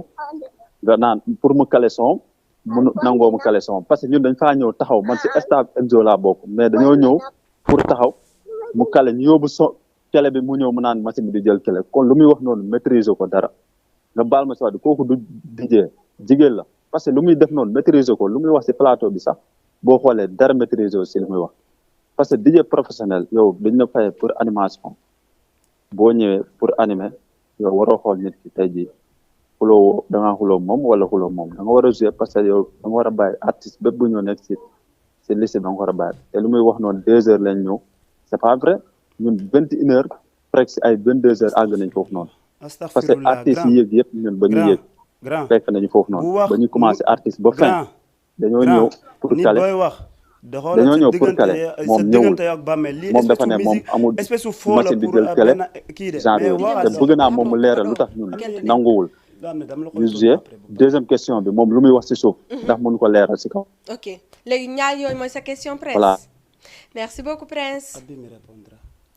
allez DJ Mout question ji makko ɗi ganani non xama ko pulal mi wooli ɓe ala nande pulal ngal en fait ko sénégal en ɓewne wooli koko mi alama kon ko wona ɓe traduire nede pour yoɓe woolu awa o taw wolgol 6e mois maîtrisé en fait ma bankte waxɓe si wolof encore une fois Enzo man DJ Mout bu ma taxawee tey wax Enzo genre day am affaire yu bëri mais pour man Enzo waruloon toog ba émission di doog a wax boobu noonu loolu am na bu yàgg bu nekkee tey nit da ngay nekk ku gore da nga koy def avant man tey bu nekkee taxaw naa plateau nit di woo di ne man la diw staff busy man busy ma delluwaat encore ci ginnaaw busy groupe am bu muy wax bu muy metti 3 personnes lañ nekkoon man Mout Oscar El Boss kon jamono moo dox ba neex tey ay nit di woote di ne man ci staff Enzo laa bokk man loolu sama fierté la en fait parce que xam naa j'ai déjà fait mon devoir en fait pour ñi may déglu ñu comprendre Enzo boobu Enzo busy ku fanaan sama biir gaale la moo tax ma nee la booy la si man Enzo soom yu bëri artère pulaar s'il te plaît non fa mu wax olof parce que ñoom ñu ngi déglu Enzo soom yu bëri yu mu composé ba ku koy composé moom ku koy composé le son ku koy enregistré Dave man moo defar samay jingle mooy li ñuy wax DJ Mout on the mix booy jouer li ñuy wax foofu moom moo ko defar en fait à cause de Enzo moo tax ma xamante gaan boobu te gaan boobu noonu maa ngi moom nickel loolu deuxième chose la moom daf moom mun na ma seede en fait ko mi waɗi e Enzo ko jara hilan joɗo plateau lan wola kon ko hande waɗata si tawi goɗɗo no noddalan walla goɗɗo no nodda communauté ɗo en fait inna man si staff Enzo kon Enzo bu amee staff loolu tay la Enzo staff am bu muy metti ñun bu ñuy xoslu pour Enzo woy ci dernier moment boobu noonu buy metti man mut maa yoon foofu ak sama tànk teggiwuma encore une fois moo ko ci pël Enzo ka innata staff Enzo staff busy ka wonayno staff busy ka wuluno ko min Oscar Elbos wonno ko staff hay goto alano ɗon en fait so tawi kanko himo wawi noddugo yo noddu o répondre so tawi ko gonga so tawi ko fenande a faami aw min kaka ndiyan ɗam wuli ɗo mi woni na ka ndiyan ɗam ɓutti ɗo mi woni en fait si yeyi noon ha kamɓe ɓe waɗi polémique maɓɓe ɓenni milan jooɗi e plateau milan jooɗi e sur scène lan añani ɓe en fait gesuñu te ñu may tooñ te pour lanam pour man nag wax boobu waruloon yegg foofu ba leneen di fa jur mais nag Pulo Fuuta ni komo lotanɗa ha yaare mum wo jattatama ɓengu ko gonga laabu ka ala probléme min ko respect on ɗolan hakkude Enzo kon wonta hakkude amen en fait si mi komi wallirtamo min mi walliremo sans habbagol mo a faami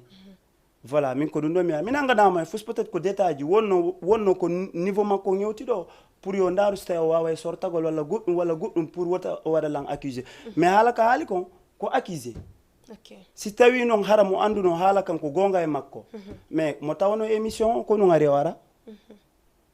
ko ɗum ari en jowara min forceta goto a forceta goto ça veut dire ko falno ko arde par ce que min avant ida haalnalan ilan andi Enzo arata par ce que mi heɓino retour ji o arata en fait mi heɓino di retour ji Enzo wawata joɗade par ce que mo andi ko wotta kon o woluno tun si tawi wolugol weeli o woola en fait mais na ko woni e makko en fait orange ñaaki min ce jour kenn munuma rapporter que man joué ma affaire de professionnalisme ñi koy laajte DJ Mood nekkugul professionnel de en fait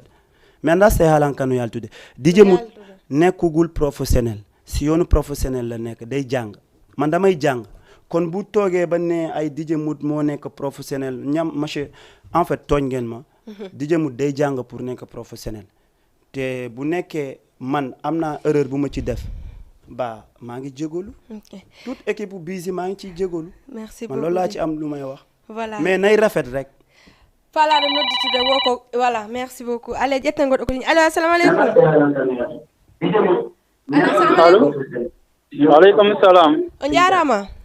on jarama sistate nam boss inde nangeɗa noddame hon to ça va no way no welde ça va alhamdulillah DJ Wizkid ya hono way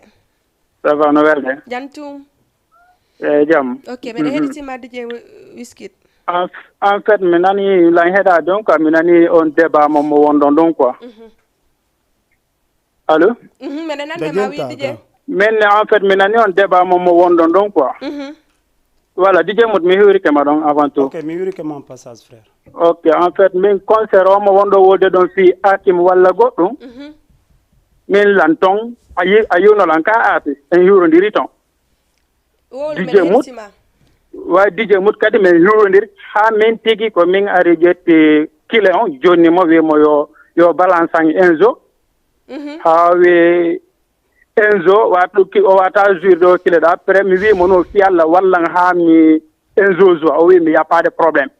a faami mais en fait no woodi haalaji ɗi o wowli ley haalaji kadi wano honde voilà ko par micro mi woliriri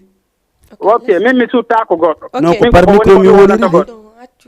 andi Mood a jooɗike a wi ko sénégalais ɓe woma mais ko fulɓe Fuuta woma e noddude wowla en fait ok awe ɓe woni pulati ɓe noddi ok ko a wi iwruɓe ko buruure doit ka arde joie hoore wonɓe tomɓe lamari preuve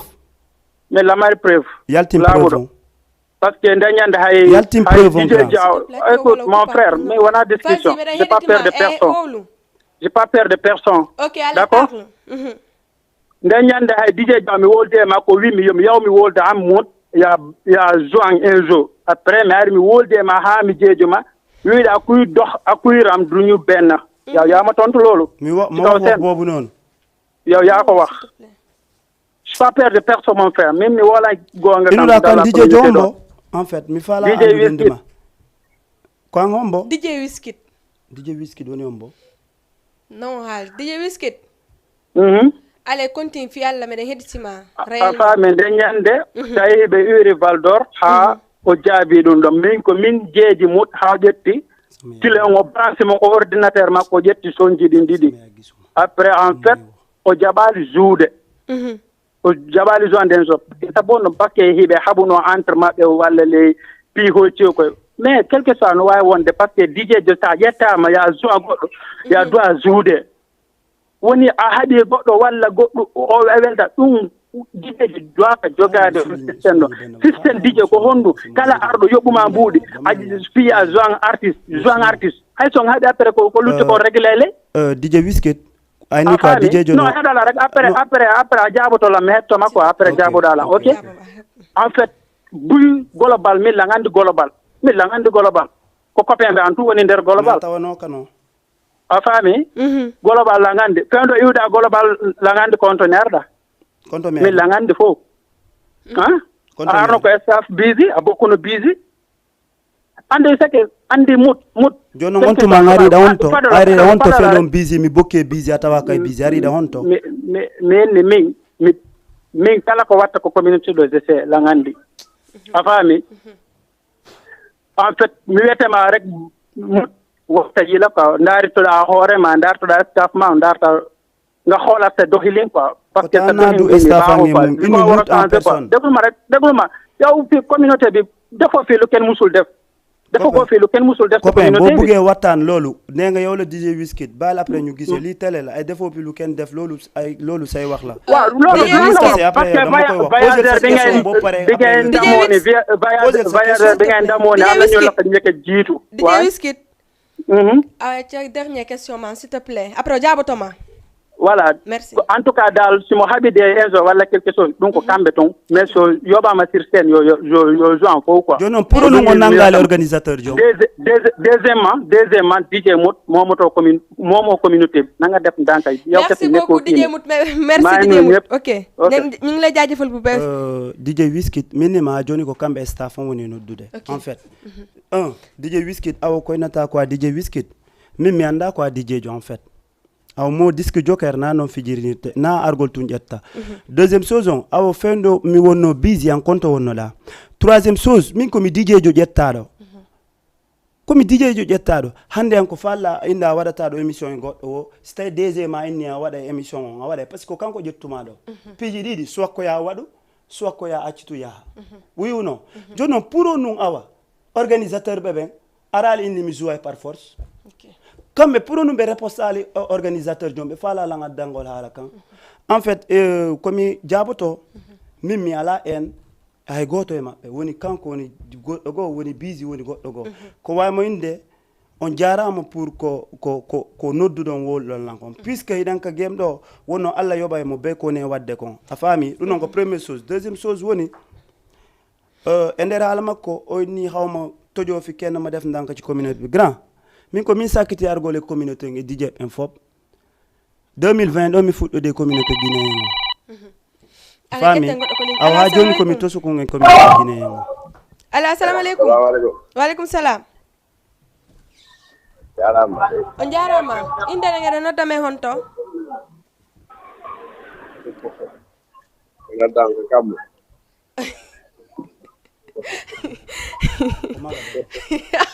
Peter. No, mi boss jango no wela quoi. Afop nanditi voix ma. Boss, minima min ala voix didi ko goto bet voix marda. Et puis DJ boss an ko kirata la wodi so noti la o falte la hul. Ko dun na la andi, ko dun mon ko boss jang quoi. Andi wonde ko kanko andi tu ko boss jang ko kanko tilango piji. Frère, tu es là, bienvenue. Ara mi salmini mood sisasi. Merci. Gros bisous. Auditrice wonɓe ndarude wonɓe jentade wonɓe nda e téléspectateur ɓe wonɓe ndarude. Yes big boss. Ara fof hiwrama quoi. Bon min piwum goɗɗum ɗum taw mi faala torade mood e staff busy o. Allez, vas-y. Faut qu'il y ait des règlements de compte là, donc ça avance à tous quoi. Parce que hande comme mudui busy mais ça va fondateur ben quand faut on note quoi. Hande si ça va pas bien entre eux, aɓe joɗɗaɓaɗa règlement de compte pour moi que hande l'autre là l'artiste Elzo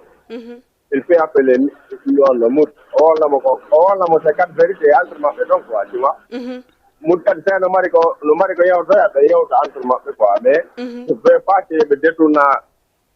gonga ɓe o règlement de compte ɗon ay notre dimension quoi andi pitigol o woodi hande ça fait pas avancer la culture hande sa yi digejo e artijo pour que classe ndirde par ce que ça fait une semaine les classes ɗiɗo dogude moi personnellement komi tototoɓe kamɓe ɗi ɗon o janoti c'est pas andi o sipondirgol adda e heenji adda e rancune ji adda e piiji ɓuy nder quoi te min miɗo hooli mood bi Elzo hecci ɗin piiji ɗon quoi comme l'autre fois j'ai entendu parler de Elzo comme il est professionnel mood aussi c'est qu'il est professionnel je vais régler ça en professionnel avant mi ɓecca ɗi no noddugol ɗo kaari immini kaari woɓɓe hande si fi waɗi noddire toon yewtidiron gonga mi yara c'est pas dans les médias ko fe waɗa règlement de compte ji quoi par ce que ɗum ɗo wata avancinde gonga e maɓɓe woni noon busy woni mood oɗo wooli mi wooli et puis te hande ɗum kadi ko télé ni le suivi partout dans le monde par ce que andande kala ko yanade Facebook ça se limite pas à Dakar ɗo waɗno on fof woni ɗumannade goɗɗo wawi heɗade ɗum ɗo aƴa muddu kam woni mo heɗade ɗo goɗɗo wawi yentade intervention busy aƴa busy kam woni ko woni jeɗumadde ɗo quoi kono média no woni dangereux e côté ji ɓuy quoi moi je préfère que hay probléme noon to maɓɓe surtout min ɗo esta busy on taw mi arto blamude aujourd'hui mi nani wiskiɗo nodda komin jonni kile koni bro ɗum na lolu ɗo sakkere quoi hande si yaade probléme minen hande probléme ji bus no woodi ka saɗo ɗi mi régilde ara ko fof arayno ka toile ji ɗo wara kono wona wolirde o gasata fi culture woltata ke saare ɗo mais piiji goo on résultat l'amiable waɗa leydi ɗuman ɗo hande esta busy ɗon ɗuuɗi il faut tan haaldi ɗum ɗo goɗɗo mon wawi sowta e nabru o no wawi te waɗiralde ni ɗo nodde concerné jon haalde mo c'est quatre vérité régilende ɗo entre men en tant que de frère quoi par ce que iwata ko ɗum par ce que hande kala ko yeni wolɗon ɗo ɗuman ɗene janggo ɗum gatta Elzo yatawa onno yatawa mudno ani mude ware concert et forcément gaɗa forcément kadi esta pomɓe nini noɗude réclame e forcément maɓe yaye makko par ce que ɗo ata joude ɓawa makko par ce que kanko woni ko wore sel a faami hande si Elzo invitama wore sel si tawi mudno to porté si mid oye addi clé makko fiyo kala sonji makko ɗino joua ɗum noon fof kadi ko forcément ma mudu waɗa par ce que golle makko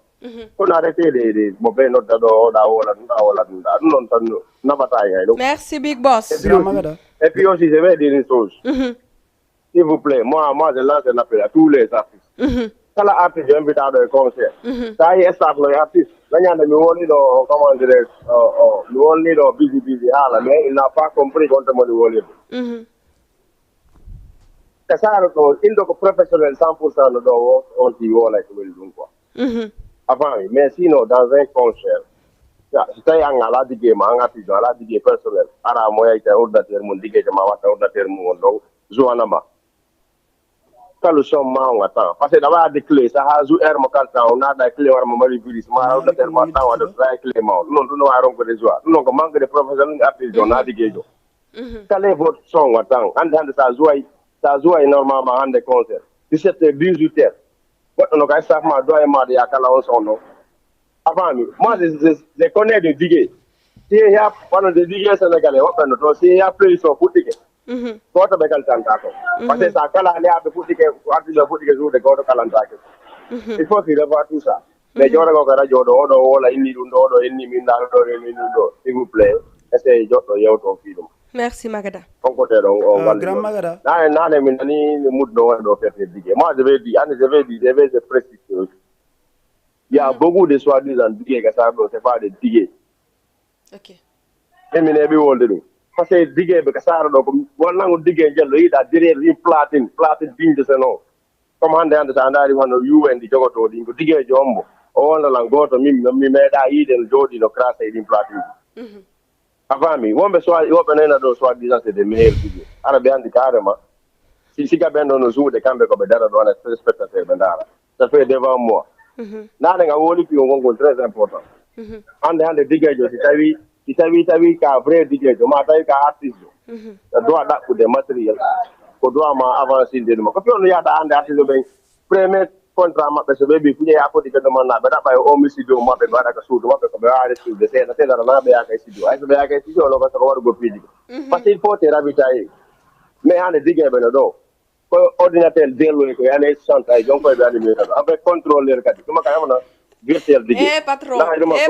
virtuel digue grand ya fo men kadi ko virtuel digue on hande mo place mo jogiɗa ɗo ngo abboto no kaga no gasande place mo jogiɗa ɗo wonnan ko digue ɓe jogitima nder saare ɗo konta digue jele woni ke saare ɗo ya DJ son ya DJ yaya ya DJ boss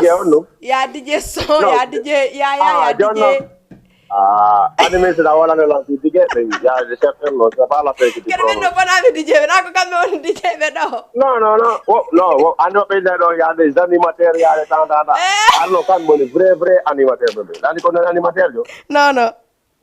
oneta manda hore ma ande asi ay ka plateau ka dere da do si mi ay ma do 2 ans 3 ans mi ari mi tay jo ko dere da do no daro to da no même position même demanda sabe de ke pousa bolial non kadi afami neɗɗo tak do awɗa e bilan de carrière hande sa e mudno inde no yeeyde e téléphone mum par ce que golle jarani mo ɗum no mais hande yaade sambi anda hoore ma soit disant digue a invitaɓe ɗo e conseil jano ko ɓe yawɓe louya console ɓe ganono ɓe nama kamɓe no ma j'ai investi dans ça j'ai investi dans ça maintenant so tawi ka golle ma investi sa e golle ma ça veut dire que na golle ma a waɗore woni ala wadde andi waɗugol ça fait 2 menen ko DJ be international waɗugol ça fait 2 wono hande sida wadde digin tigi wallahi sibini ɗo mut na mari conseil tan mut ko mo matériel ji mum toon bambaya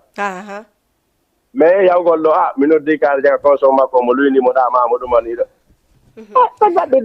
digue sénégalais qui ont des matériels valeur de 5 millions. Vraiment, mon boss. And another young avec ses matos valeur de 5 millions là, il a eu de 100 000, il a eu de 50 000, 30 000. Assustado. Merci beaucoup. Mais c'est dans des carrément, Johnny, on mood ordinateur delu njigi. Kun ordinateur mako delu no, kun no yata on no, ko nga be ya lu ya da console 10 000 ma 15 000. So ya ba ma 35 000, moi na wasi mi lu da 10 000, mi duma ne kedo me lu 20 000. C'est content de ça. Mais hande matériel ji mako ni mande mo so de plus de 500 000 ma 800 ma 1 million. Ça demande ko andi jarana parce que mandi maintenant ko combien de concert wata fi to pri dun do. Andi jarana mo fi gon tom. Et puis, j'ai entendu vous dire, mais on a un monde global, events, fashion avec. Quand on affaire d'hypocrisie, on va tout. Donc, par l'avance de notre considération, moi, ce que je vous conseille, tous les anciens là, on fixe avec un commandant. Parce que, si on est pendant 10 ans, et puis où, on évolue. Merci beaucoup, Magada Pita. Merci. Mais j'ai tardé à John parce Grand. que je me suis Merci pour les conseils encore. Merci. Avancement pour toi là.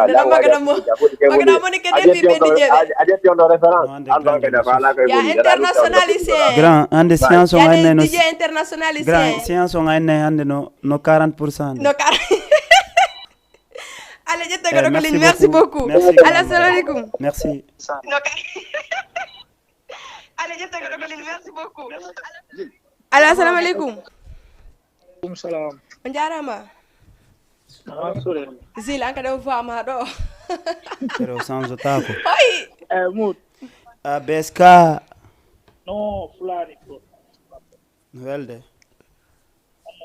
Ton volume s'il te plaît. Mini na beska ko zil bappa. Zil. Ko fi on na beska angadi. No fe. Piji no on to the piji go ka sado. Mano piji wonta piji kadi ka. Sino tranquille no. Yes, tranquille. Mood on no ay bappa. Wa ça va grand welde. Bon en fait dari mi from tartu sedo quoi. Mais bon andi do milieu monde o mo wondo do wala ka critique quoi donc parfois non ça c'est vrai critique ji aray wobbe go no kadi be sustahi de goddo wondo agence de quoi donc dum fo kadi a wattana ilaymo kadi andi goddo wondo sen kadi jamanu do a famude dijoji wondo e sen il est concentré que haysa ari don wonde mo wama jaborade sikka o jaborma no mettiri hara na dum o fandi donc il faut heɓa compréhensivité no wawi wasi goɗɗo tawima e golle ma on actif mo wonɗa e mum so famalima tun o sikkay a sonkana e makko woni walla hara o yewtirgo par ce que par exemple ni buut ko mo sutti wolgol olof de sorte que simo wooli ɗo mo wawi wolde ɗo haala par exemple nanira ko nokkugo hara na ɗum o fandi wolde min nomi famiri noon quoi par exemple mo wawi nde nit ɗo juge si Allah bi ñëw fil joué ça mais Zil waxuma loolu sax non par exemple wallahi waxuma supposons exemple min mi anda no woniri a faami mo kaɓɓe sifatu ñande mi daarno émission kadi on fu min jentike ɗo kadi mais andi par exemple goɗɗo kadi sino faalama tunningol mo etoto mo no tunninirama donc du coup min komi wawi wadde ɗo intervenir que o programme ɗo wata continuer ni quoi ɓe to sino nangdi ɗum ɗo yoɓe yejjude fi ɗum noon par ce que ko artiste joɓe jogui donc goɗɗo sa protégé artiste joma a moytata haalaji goɗɗo haysi goɗɗo no joganima des milliards si tawi ko accugol ɗin milliards ji ɗon fino artiste joma protégé ɗo waɗu ɗum ɗon si goɗɗo kadi no waɗi artiste joma ko metti si tawi ko metti ɗon ko muññitoɗa fino artiste joma on avance ɗuɗa waɗu ɗum par ce que hande ko wonɗen ɗo animatrice jo e DJ jo so sa heɓidi am probléme tun artiste ma on wawi kalorade sabu ɗi you know donc min komi wawi ɓettugol ɗo yoɓe faamu ko milieu o wayni hande par exemple o ɗum ɗo no wawi ɓe nanguirde ɓe wawi nanguirde ɗum ɗo mettiriɓe ni ko honno ɓe fajirta ɓe naada artiste maɓɓe ɓe yaltina quelque chose ganduɗa hoorema ko DJ jo on tigui ƴettata ɗum animira vraiment Zil merci beaucoup mais weltani kama par ce que eramago yon merci ko ligne non ya foy merci vraiment merci beaucoup Dra rendez-vous si kanam NJ 224 merci beaucoup Nigadou Ibson Petit Barry Dra Nkila et puis Dra Nkila woni Papa Jo awli talla mes problème ala merci beaucoup fo way mu nodnoɓe ɓe falnoɓe noddude voilà ko ha ɗo langande men watta hattugal DJ Mout dernier moment s'il te plaît dernier moment dandi voyageur ɗin habba dernier mois ko mi innata Mout ala problème ay fus Mout ala rendre compte ay goto en fait min ko lawolangol nomi kono mi wonira exemplaire mi ɗaɓɓata na nomi wonira meilleur ou goɗɗum je serai un exemplaire parmi les nouvelles générations inchallah ko DJ en joni noon kanta mo ɓeyno expliquede piiji walla contrat à rendre min mi ala e bisi contrat à rendre min ni ko aduna welata walla ko aduna weeli ha hande wono bisi goɗɗo no noddami ha hande sa soi-disant ko inneteɗo awa ko DJ jo no noddalan mais ɗin noon ko feeji en personne min mi ala contre rendre e goto faami te mo hi yeeso ango moƴƴa on yi ndaare to mo yi yeeso ango moƴƴa noon ndinami neɗɗo wonduɗo e ko ɓeynata kono ɓeynata ɗum ɗo ranking min mi yettata ranking ko ɗum addi si waɗi simi hoola e lanna en fait tawi noon ko ɓe ƴettu intentionnellement ndaarugol si tawi ɓe beuse mum ala probléme lan wawi ɓe hokkugol beuse par ce que là ɗo direct on yeehi 80 personnes te même pas mi tardu one love les gars, en tout cas, j'aime tout le monde. Et que votre DJ, on se donne rendez-vous. Johnny, Kawo 8 ans. Merci beaucoup. Merci beaucoup. On me remercie vous de nous parler no benatu de benatali. Ko ligno satiri ale mi no yehe son rien yalti. Yehe abono don partage on jonne mo force. Voilà, jonne mo force parce que Ria elle n'est pas n'importe qui dans ce pays kankat la way confirme de dum. Yes. Yehe bientôt do way kadi habbade kadi clip makko yalte ko boyetta. Mi no Ria no gollude. Na fi Ria la yaltinde ñande be ñande sikkeria dani ke wala danaki de